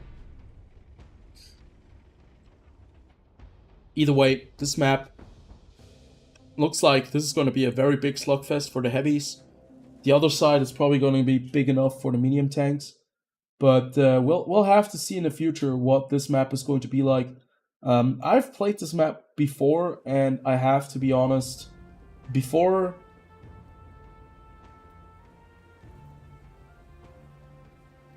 I think the map had like some issues that the medium tank route was pretty open, and you weren't really able to do anything there. I remember it wasn't a lot of fun. But with the heavy tanks, at least, it seemed to be quite nice. So I'm gonna go pick out a tier 8 light tank, and I'm gonna think about jumping into a match. So we're just gonna go with the LT432. Maybe we're gonna find a very nice map that has some nice spotting places. Grüezi! Welcome to the live stream. Okay, let's see. First impression from the visuals, it's a stunning map. I think Wargaming is really good at making these visual, impressive desert maps. And I think this looks really nice because there's like a castle in the middle that you can drive up to. There's an arch over there. Look at that. There's like a rock arch. Can you climb that thing? Probably not. And it's supposed to be like an ancient castle. Or it looks like an ancient castle. Oh, you have to drive through the middle. These are like exit routes to run away if you get like overwhelmed by incoming enemy fire. But I didn't know that, so I'm gonna take the long route, which will probably be contested. Okay, there's Udas. Oh, look at that. Oh, no, why are you following me? Oh no, there's a KB4. We can always drop off the mountain. Oh no, we're dead. Okay, so when you want to go up this hill, you should probably not go down the long way. You should probably go the way that the Burasque and the T-44-100 went. Because I was just annihilated from the sniping tank destroyers that are probably sitting in that rock formation over there. But I got hit by the Progetto, the SU-130PM, and the SPTK TVP. And yeah, all of them basically nuked my tank very, very quickly. It's sad because I wanted to see more of the map, but we're gonna just go out. Oh no, actually I could have just switched between the players and seen the map that way. But we're probably gonna get back on the map if we're lucky. So we're gonna choose something else. You guys are not gonna like it, but we're gonna have some wheeled Ebola moving around the map. Hopefully we get that sand map again, because that was quite cool. That was a very nice map. I enjoyed it. I really liked it.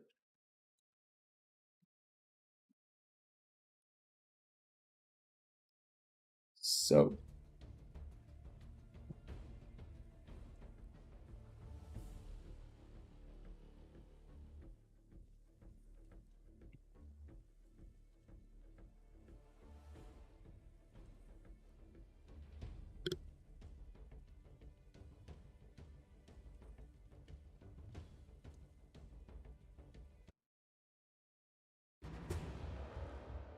Lostatal. Okay, looks like and sounds like a German map. Somewhere in a German-speaking space. Okay, that's Monastery Valley, which is kind of funny. It looks like France. Sorry, but that looks like Paris, some shit like that. That looks really much like France. Oh, look at that map. That map looks tasty on the mini map. We're gonna first drive over to the. I'm not even sure. Yeah, it's the monastery. The big church right there. We're gonna see what it's like. So the middle is going to be a ridgeline where people will be contesting. So that's quite interesting. The monastery is a very nice little square garden. Kind of looks. It looks nice.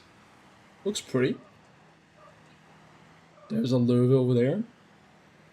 There are some places back here where you can have some cover with little structures, and the edge of the map there's a little fountain. Oh boy. We're going to take a dip. This is really cool. I like it. Oh no, that's not so nice. Wait, can you actually climb this? Let me see. I can climb this. Look at this angle. Something right there isn't right. They have to rework that. Doesn't look very kosher to me. So we're gonna see if we can jump up here. Come on, you should be able to get it. Okay, let's get some more speed. Then we're gonna try it again. It could be that they've added like an invisible wall and you can actually not climb up here. So in the corner over here we have more things. Yeah, please don't shoot me. I'm trying to do some science here. Don't have time for that. No, there's an invisible wall, unfortunately. Either it's this wall up here that blocks you, or it's the invisible wall on top of the structure itself. We're gonna see if we can nuke the other EBR. Actually play the game and do a little bit the things that we were supposed to be doing. But it looks, you know what? It reminds me a little bit of, I'm not really sure why, but it kind of reminds me a little bit of Highway on the other side over there. Maybe I'm just, no, I think it's the wrong map. Highway's the wrong map. Oh boy. Okay, we just spotted the M41 Walker Bulldog. Poor guy. He's just sitting out there. Getting some assistance damage. So this is going to be really the park for the medium tanks. The fun park where you can get lit up, you can stay hidden, you can use all of the bushes, or you can actually drive up here to this little monastery, which is on the other side, which actually has some cover as well, and fountains. And you can actually drive in there. Wait a minute. Oh, nice! You can actually drive up to the fountains. You can jump onto them. So that's really cool. I'm not sure. I think jumping is just fun in these wheeled tanks. It's the only fun thing about them. Other than that, they're kind of a pretty big nuisance, especially when you load high explosive. They become really annoying. Biggest annoyance factor about these things is just that the wheels are much better than any armor you have on any kind of tank, and sadly that's just world tanks for us. That's how they balance it. Yeah, give it some additional armor on the wheels and it's gonna be all right. It's gonna be fun. Everyone is gonna enjoy it.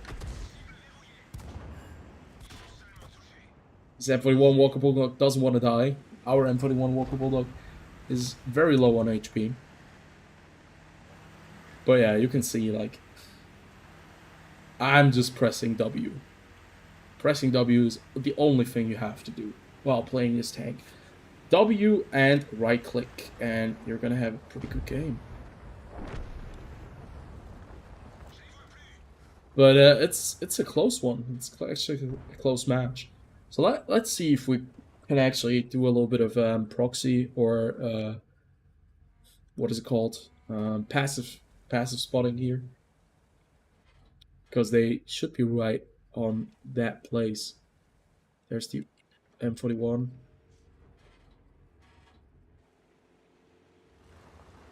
He's outside of our 50-meter radius. He doesn't see us though. Yeah, the spotting mechanics are just ridiculous sometimes. So, M41 Walker Bulldog has been taken care of. We're gonna fall back real fast, and then we're gonna do a pass on the Rheinmetall also, if that is possible. There's the T28. Oh yeah, we'll probably be able to do some damage to this guy. 391, casual 391 in about 2 seconds. That's why people love these tanks. And he gets nuked by the SU-130 PM. So yeah, this tank I actually never really played in random battles. Most of the time I've played this tank is in front lines. In front lines, this is one of the most important tanks to play, because you're going to be fast enough to get all of the spotting, and you're going to be fast enough to do all of the capping. That's why it's such a good tank. We just kind of missed there. And it might have just got us lit up, but the T28 prototype is notorious for having terrible view range, and yeah, it's really, really bad in that respect. Oof. It's just not a lot of things you can do when somebody's running around in EBR at this stage of the game, where you've lost your eyes, you've lost your flank, and there's still one guy alive in the middle running around. I know that is frustrating. And penetrating the Brigetto for the Pantera from the side. I understand. I totally understand that I'm losing viewers now because of this terrible practice. Because of this horrible way of me treating other players. Oh boy. This charioteer is not having the best of days. Ah, the high explosive, man. 75 millimeters of penetration. Oh, sorry about that. But to be fair, I like the map. Maybe I like the map because it also doesn't have a lot of obstacles in the way, and I'm just playing a very obnoxious vehicle at the moment. But I can see that this map, it reminds me of Paris, but a much better, much wider Paris, where you have better options. Oh boy. Drive by. And that is, in my opinion, not a bad thing. I like Paris. I like the different streets that lead to the fight. I just have the feeling that this is a much bigger Paris. Like, are these maps all bigger? Do I just have the feeling that these maps are bigger, or are these maps really larger? Because right now, I have the feeling that these maps are way bigger than other World of Tanks maps. But it could just be the fact that these are like new maps, and I'm just I've never really been on them, and now I just have the feeling that, yeah, these maps are like, they're way different.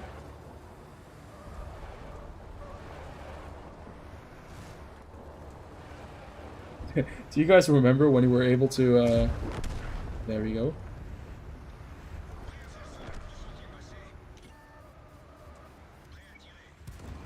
There we go. Do you guys remember when you were able to actually charge up the EBR EFL? and you're able to climb mountains like a little mountain goat.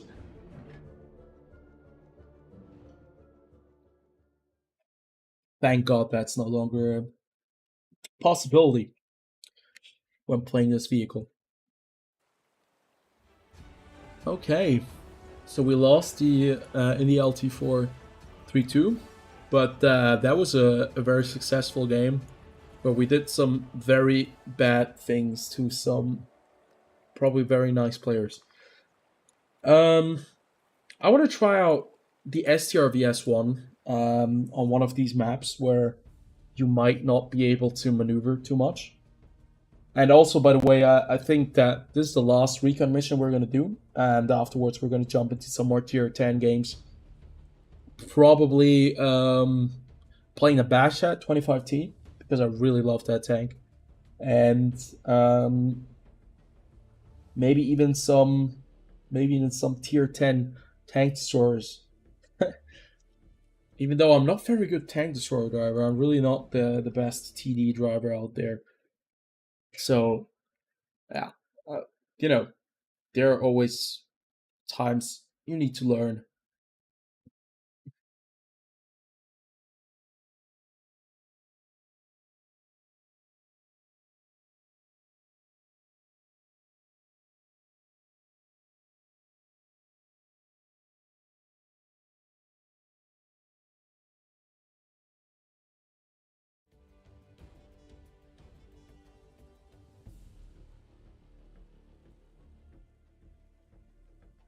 Oh. So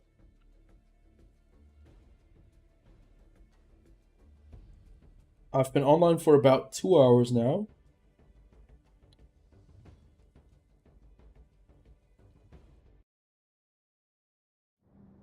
Gotta be honest, like live streaming for 2 hours when you're constantly talking, it's it's quite tiring to be fair. So I don't really know how World of Tanks YouTubers or Twitch streamers live stream for I don't even know for like 12 hours. Holy shit. Speaking and talking for 12 hours like non-stop. That's got to be it's got to be difficult.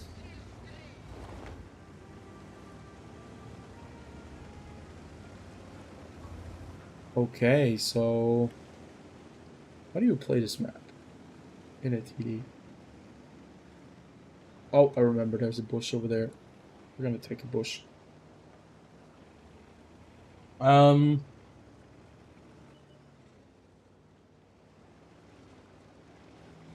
the Object 260. I really like the Object 260.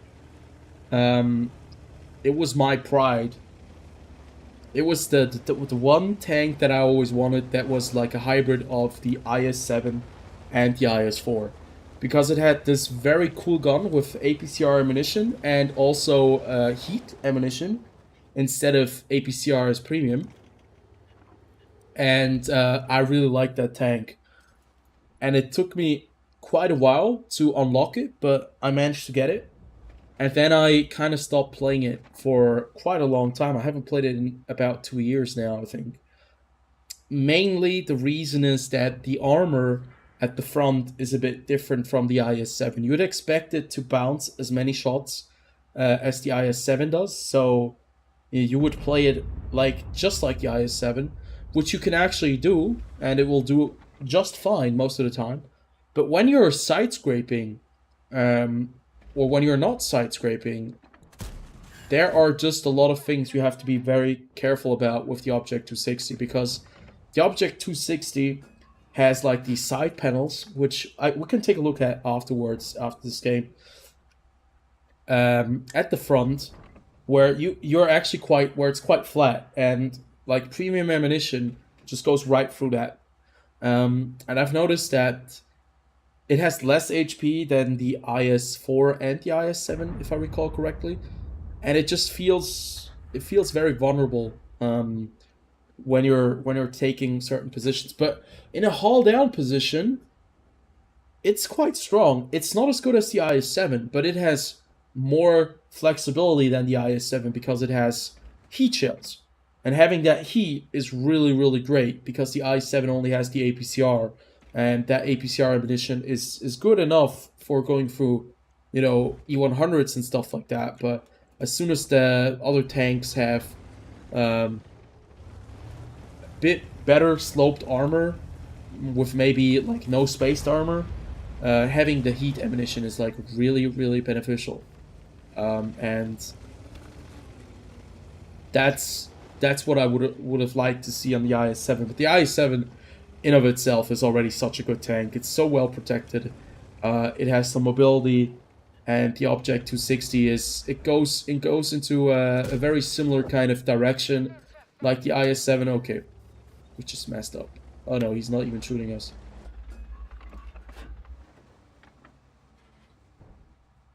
But yeah, it definitely is a good tank. It is worth the unlock. Like, it's worth the all of the missions. Currently, I'm thinking about doing like the missions for the Object 279E because it's the last tank I'm missing.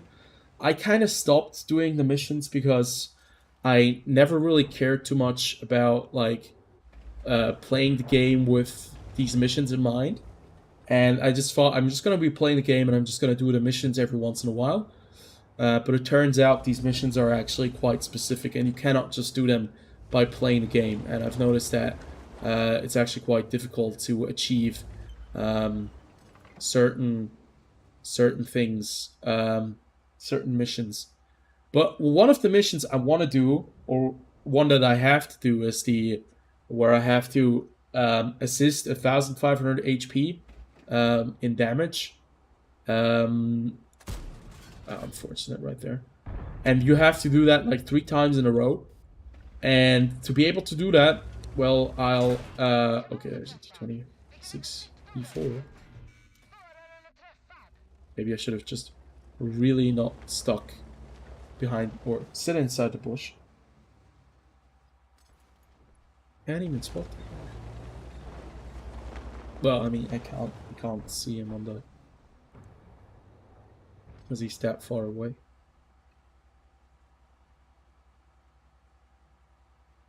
Yeah, I think you cannot play it exactly like the IS-7. I've made that mistake once or twice, and it doesn't really work out. The Object 260 is not the IS-7. It's a close brother to the IS-7, but it's not the IS-7.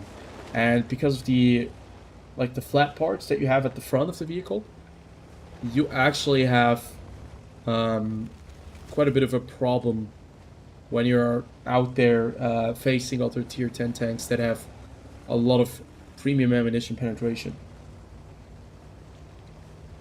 But, you know, Object 260, it's a nice tank. It's a neat tank. It's a really cool vehicle. Is there like a Is that a bunker structure over here? That is certainly new. That wasn't like that before. We have like a bunker protruding out of the side of the mount, which looks really nice. I'm just gonna set up my camp right here. Hopefully I can shoot something. Oh, look at that. Yeah, I'm gonna assist you, but I'm not really sure where I can snipe for you. TheFrXion is just not a very it's just not my playstyle. I either have to be a lot more offensive with it, I have to move a lot more, or I have to, I don't know, just have to get better with the TheFrXions. Oh no, I just, there he is. Because they are very satisfying to hit someone with, but I've just been spotted again. Oh no, he's gonna make my life a living hell. Oh no. There's the Object 257. Yeah, it's not gonna be going very good.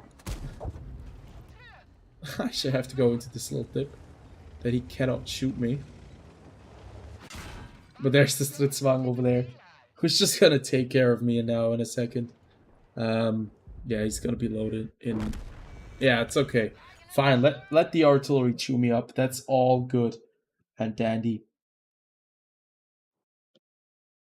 So I think we have had enough of the recon mission. They're quite nice. I think most of the maps are some fresh of or some breath of fresh air. There we go. And I'm looking forward to their integration into the game. But there are other tanks and other things that we can do. So, as I mentioned, like the IS-7 right here, it's pretty straightforward.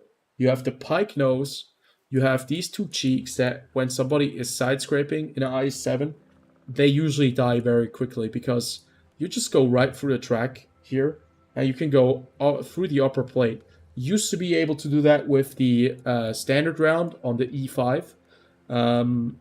Where's the E5? Where's that bad boy? Did I sell it? No, it's right there. You used to be able to do it with 258 millimeters of penetration. I think now no longer that is the case unless you go through the tracks. It's quite difficult. But other than that, if you're right in front of the i7 and you don't have like 300, 400 millimeters of heat penetration with the Jagdpanzer 100 or with other vehicles, you're not going to be able to scratch the upper plate at all. It's going to be pretty much bouncing off the vehicle. Now the Object 260 on the other hand, well, as you can see, the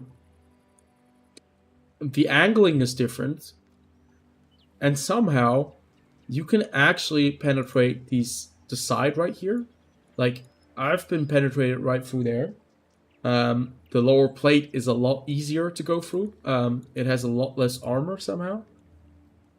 Well, we can actually check the hull armor is 150 on the Object 260, and it's also 150 on the IS-7, but it just feels a lot less strong on the turret, on the hull, in my opinion.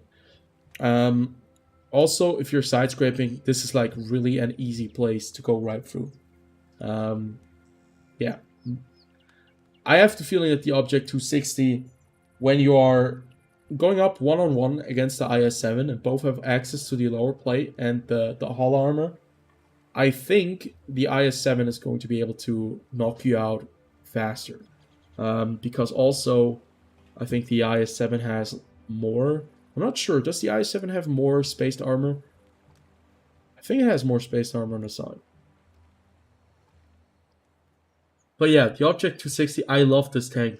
It has heat shells with 340 millimeters of penetration, which is really nice.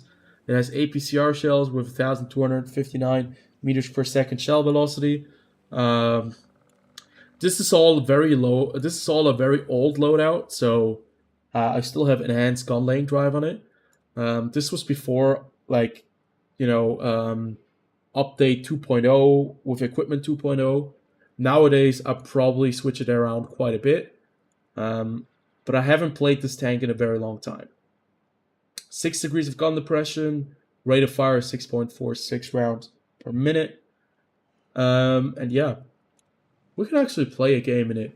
I haven't played it in 2 years, and I haven't played my IS-7 in a while, but I think it's probably like riding a bicycle. You're not going to forget what you once knew, but it might be that I might just be a bit slower to react. That might be very well the case. But having this matchup, tier 8 matchup, yeah, it's pretty straightforward. They have a Concept 1B, very nice tank. They have Object 430U, Object 780. This tank also burns quite a lot, at least in my memory. I remember that the Object 260 was set on fire quite often. Oh boy, he's going 1 in 10. Damn, let's go 1 in 11. We can do it. I've recently just seen so many comments on complete blowouts where one team just gets completely annihilated by another team, and I've been on the receiving end a few times, so I know what it's like. So they opened up this part of the map, so that's one of the reasons why I'm going over here right now. because there is a new place where you can actually be, and that is this place right here, where you can actually get artilleried, and you can play as a heavy tank. Usually I end up going to E8 in that little nice place, and I don't have to worry about anything. But since this is a new place and we're playing our tank, we're just gonna go right here. Artillery is going to be a bit annoying. I guess that's just the way World Tanks is. Oh boy, what a horrible shot. Oh, let's go. Our artillery is doing the same thing. Love that. Let me see. God, I hate that tank. I hate shooting this tank. Never mind, I love shooting this tank. I love shooting this tank. Oh my god, he's so annoying. Oh boy. What are you gonna do? If I load heat, it's going to go a lot easier. It's going to go a lot faster. But as you can see, every 20 seconds or so, there's an artillery shell coming in. And it's just going to dwindle us down because we don't have enough HP. Yeah, I hope it makes sense. Like, I'm no expert on the Object 260. I'm no expert on Soviet tanks, just so you know. I just really like the alpha damage, and Soviet tanks usually are very user-friendly to play, and they do allow you to do a lot of mistakes, or commit a lot of mistakes. And I don't think that that is a bad thing. It's just the brutal reality, once you get to another nation, that you're gonna get absolutely wrecked if you do the same kind of things you do with the Soviet tanks. When you were expecting, you know, an E5 to be able to survive the same kind of torture that a IS-7 is able to survive, well, you're gonna have a really rude awakening. I can tell you that much. We have to be a bit careful here because we don't want to get annihilated by two sides. The Object 780 is quite adamant. But we're doing quite good right now. Ah, should have not pushed. Because now we have a bit of a problem. Oh no, that was bad. Should have focused on the Object 430. 430U. Artillery, help me! No, not you. Our artillery. But the rate of fire, as you can see, 9.27 seconds for a single shot, you know. That's way better than on the Object 780U. And the armor at the front also works a lot better. Especially if they're some kind of clowns who don't really know where to shoot your tank. And artillery comes in to the rescue. But yeah, the Objects... the 780, man. 780, it's just... Oh god, the artillery. The artillery just killing me, and now I'm gonna die. Nope, he actually... I'm not sure... Oh, he shot, like, the pike nose. And he doesn't have enough pen to go through the pike nose. But yeah. If we fall back here now, we're gonna get shot in the side. I thought our team had this, but it turns out I've been way too aggressive. I have been so aggressive here that I've got myself into a position where I cannot get out myself. And I'm a one-shot for anything that has a little bit of a good gun. So we have a guard over there. We have a Object 780. We have an artillery piece who's out for vengeance. Who hates me. And who's probably going to end my life in a second. And we have a T-54 who shoots high explosive. Oh my god, no. Oh no, why did I repair my track? I repaired my track by accident. And yeah, on the 780, as I mentioned, you can just go through the side right there. Oh no. Oh no. I'm more worried about the T-54 than the 780. Because the T-54, I think... That guy knows more. Yeah, there we go. Let's go. He's not firing high explosive anti-tank. Oh no, he just... Look at that. Like, I survived so much bullshit, and I shouldn't have been surviving that much. But it shows you, you know, the armor still works. It's IS-7 with some other features that is not as well armored as IS-7, but you know, it still survives so much hit. I got hit by a high explosive shell by the Scorpion G. The T-54 hit me with high explosive because they all wanted to kill me desperately, and the artillery in the end managed to finish me off. And that artillery was adamant. I think I lost about. We can actually calculate it. How much HP did we lose to the artillery? We lost 345 with the first shot. Then we lost another 233, so we're at least 550, 560 damage. 80 damage in the end. It must have been more. It felt like a lot more, but turns out it was only like 700 damage. But still, that's a third of my HP that's gone with the with the GW Tiger. Little dirtbags, little scumbags. But yeah, Soviet tanks, man. They just work. Doesn't surprise that this is a game that has been created by Eastern Europeans. Well, I mean, 5K combined, if you think about it, this is a tier 8 match. Okay, we did face one tier 9. We faced Object 780. We faced Object 430U. We faced the T-54 and what was it, Elephant, or no, not Elephant, Ferdinand in the end.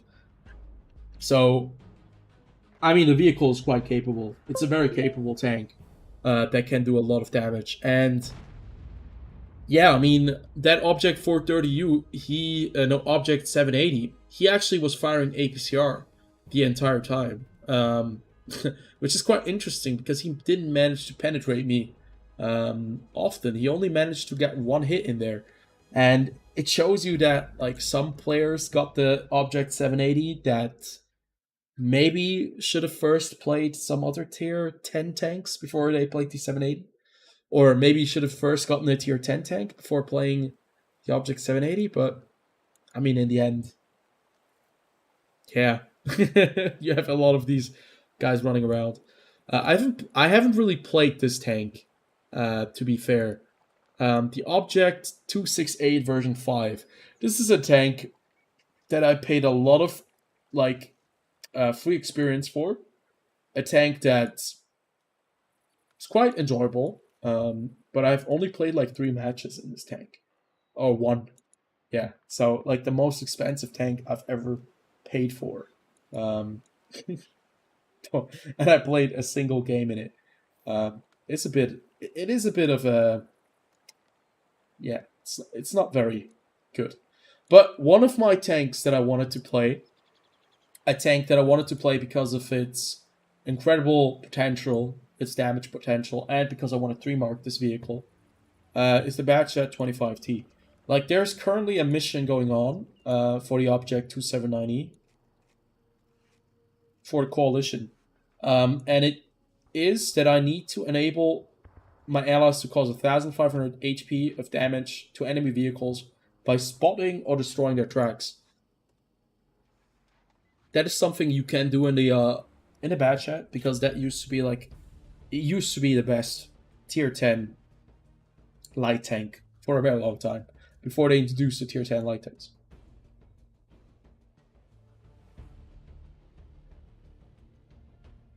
It's probably still better at spotting that than a majority of the other tier 10 light tanks. At least in my personal humble opinion. So,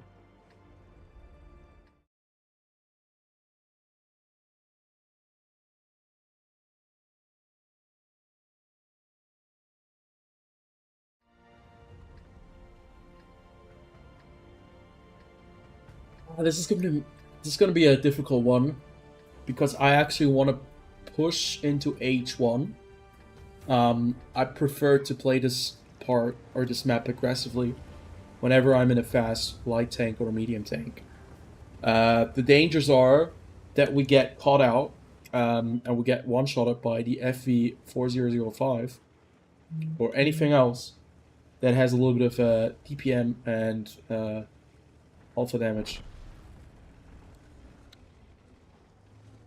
I think we're gonna first wait with our push, and I'm just gonna sit in this bush first. Our spotting is good enough. We can probably at least keep this Forgetto spotted. He is very aggressive in his push, and he's not getting punished right now, which is interesting to say the least. Can somebody punish this Forgetto, guys? He's just sitting out there. He's in a bush where he's thinking he can he can basically spot anything. Yeah, okay, our artillery. Our artillery has to do dirty work. As always. It would be so nice to put some shots into... Oh, okay, of course, it's a Batchet artillery. Completely forgot Batchet artillery with 3 rounds. So, the game has just started. 1 minute and 30 seconds have passed, and we lost our EBR 105, and we lost our LT 100. And our Jagdpanzer 100 just burns them immediately by calling them shitters. But now we're at a disadvantage, definitely, because this is not going to go very, very well. Unless the Sheridan makes a mistake and the EBR makes a mistake. But that is not sure. Maybe it's unlikely, maybe it's likely. What I want to do now is I want to actually I want to run to that position over there, right there. But I still have like eyes on the Gorilla. I'm not sure if I spotted him or somebody else did. I did spot him. Okay, that's nice. Because I know that Sheridan's still at base. So I'm going to make a play now because I feel confident in my abilities to not fucking drown again. Don't. Oh, okay, it's over. I drowned. I'm sorry. Yeah, I fucked up. I drowned. Oh no! Oh, this is so dumb. This has happened like the last 2 times I tried it because I wanted to drive along the edge and I just drowned myself. And that is really embarrassing because I could have had a really good game. Gone over here, used that bush, spotted the Jagdpanzer, spotted the Guerrillas, spotted the Sheridan, and now I kind of lost this. Yeah. I think it's getting late. I've had a long day as well. And I think I just have to. I have to call it. I have to call it with that drowning. That was pretty shit. You know what? I'm gonna try to end this mission. This is the last 2 games we're gonna be playing. And I'm just trying to do it with the French light tanks or the Batchet when it comes back out again. But yeah, no, you can't be perfect all the time. Yeah, thank you very much. I appreciate that. Nah, it's all fine. I don't like to get like upset or rage at the game. I don't like to do that anymore. I used to be really, really like a real rageaholic when I played World Tanks. I used to rage all the time, and I've stopped with that because I've just noticed that I've had a lot more fun without raging, and I just realized one day like it doesn't get you anywhere. Like the bad teams are still bad. So you know what? Maybe try help them out. Maybe have some fun, and who knows? Might just have fun. If not, everything works out. I think it's perfectly fine. But that was it just hurts. It could have been a good game because we had like 3 tanks at base, and you usually don't have that many tanks sitting at the base on Malinovka because they usually don't expect anyone to scout that part of the map. Very rarely somebody scouts it. But I felt like I always do it. Whenever I play on that map and I play a heavy tank or a light tank that is like at least vehicles that are kind of fast enough for you to get like into that position, I try to do it. Because that position is really valuable. And even if you die, you will at least get a little bit of spotting damage. And yeah, that bad check game was over very quickly. Sad. This is also one of the most obvious pushes in the game. If you spot anything over there, this is probably where someone sits. Because that's just how it goes.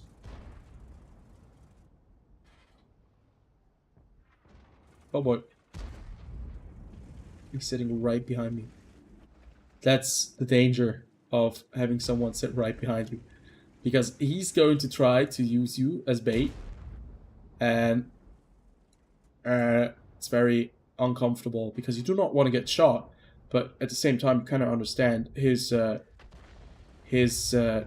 know, him trying to escape the shots.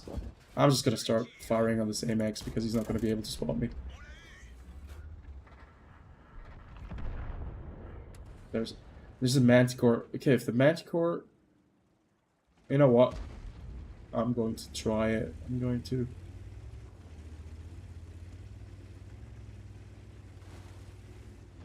I think I am going to be able to spot these guys. I just need 1,500 spotting damage. That's not a lot. That's like really very small amount of assistance damage that you need. The question is just, will they be able to hit the M48 over there? Because he's in a pretty good spot. Same for the E3. That E3 is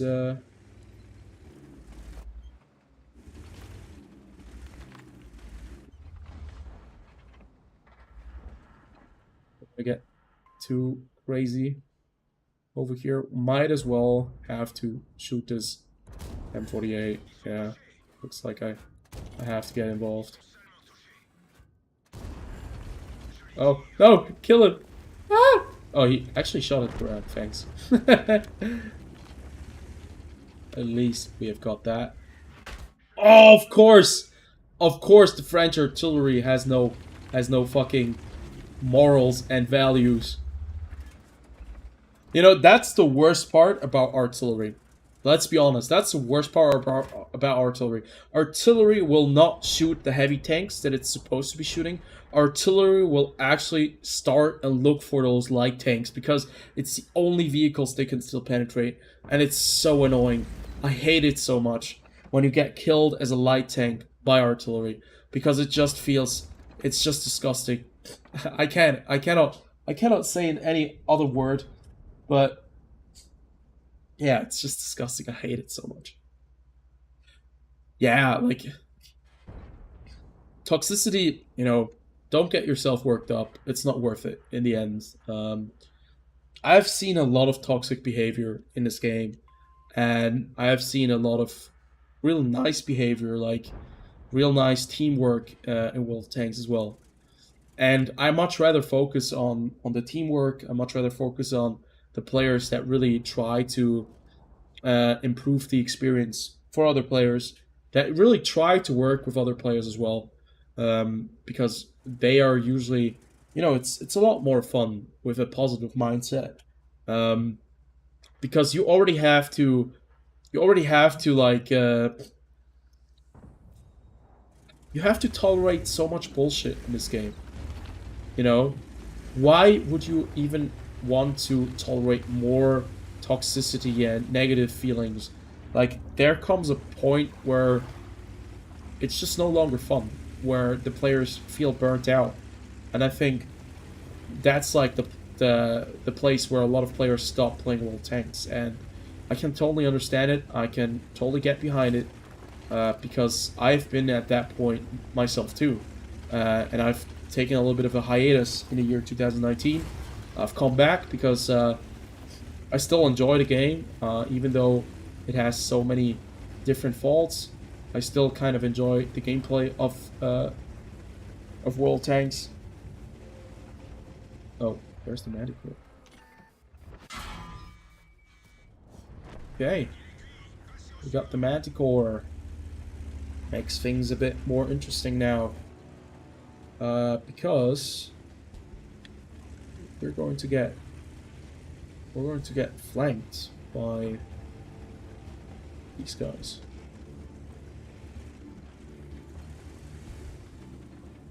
I'm not even sure which bush works for this scenario.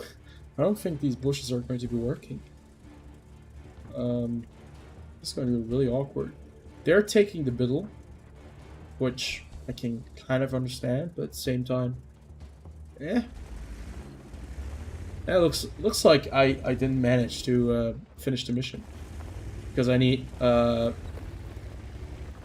assistance damage, and I can only get the Nimrods, you people. I can only get the assistance damage if the object 780 shoots what I spot, or he shoots what I track. So I'm just gonna go get to the object 780, and I'm going to track whatever comes up the hill. If I'm not gonna get blasted first. There's the Leo, of course. Oh no. Hi there. 72 HP done ramming to a Leo 1 in an AMX 13105, by the way. 76 HP that I took away from the Leo 1. It just shows you how little weight the Leopard 1 has. But yeah, unfortunately, didn't manage to get to the second part of the mission. Yeah, but we could have probably done more. I've been a bit passive, a bit too passive in the end. But it's fine. I mean, I'm probably gonna have another live stream in the next couple of days, where maybe not the weekend, because I'll have a visitor this weekend, unfortunately. Don't have time to play World of Tanks during that time. But next week, like somewhere around the first few days of the next week, I'm gonna do another live stream where I'm probably going to be doing some missions for the Object 279E, because I want to have this tank as well. I want to see what it's like to own this vehicle. Some of these missions are quite difficult. Like, most of them actually are quite difficult. I've only done like one or two where I even did like the secondary objective. Like one here on the block mission. We've done one here on the Alliance mission. One here on the Coalition. But yeah. So it's 10:30 now. It's certainly soon time for me to go to bed. I hope you guys have enjoyed this live stream. For all of you watching and all of you commentating, I hope it was enjoyable. I've had fun. I've had some pretty good games. Out of 16, we've won 11. So that is decent. Average damage 2,498. We played a couple of tier 10s. We played a couple of tier 8s. We've tried out the recon mission, and the recon mission was quite nice. And there's actually a special reward. What is the special reward? Now I'm intrigued by the special reward.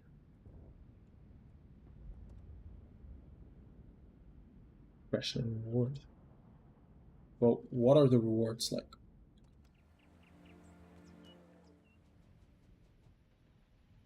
Oh, now I see it. Okay. That's pretty cool. I didn't know that you were able to actually get like so many awards. You would be able to get premium outline map style, which looks really cool. But I'm gonna miss it unless I play 50 or an additional 46 games in the next 24 hours or so. Which I will probably not do. That's fine by me.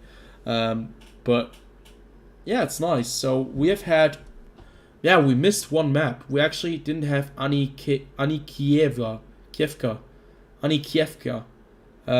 which looks quite interesting, to be fair. It doesn't look like a mirrored map. Ah, damn, we missed that.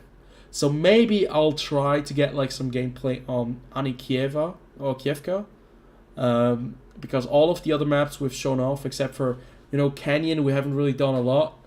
But still, we've had Klostertal, Airship Yard, Far East. No, we didn't have Far East either. Ah, damn, we missed 2 maps. We had 4 of them. We had Aquila, Klostertal, Airship Yard, and Canyon.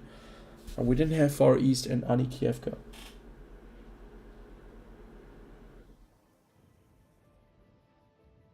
Okay, so we're gonna do that another time. Hopefully, you guys have enjoyed. Yes, it's been fun. Seaflan.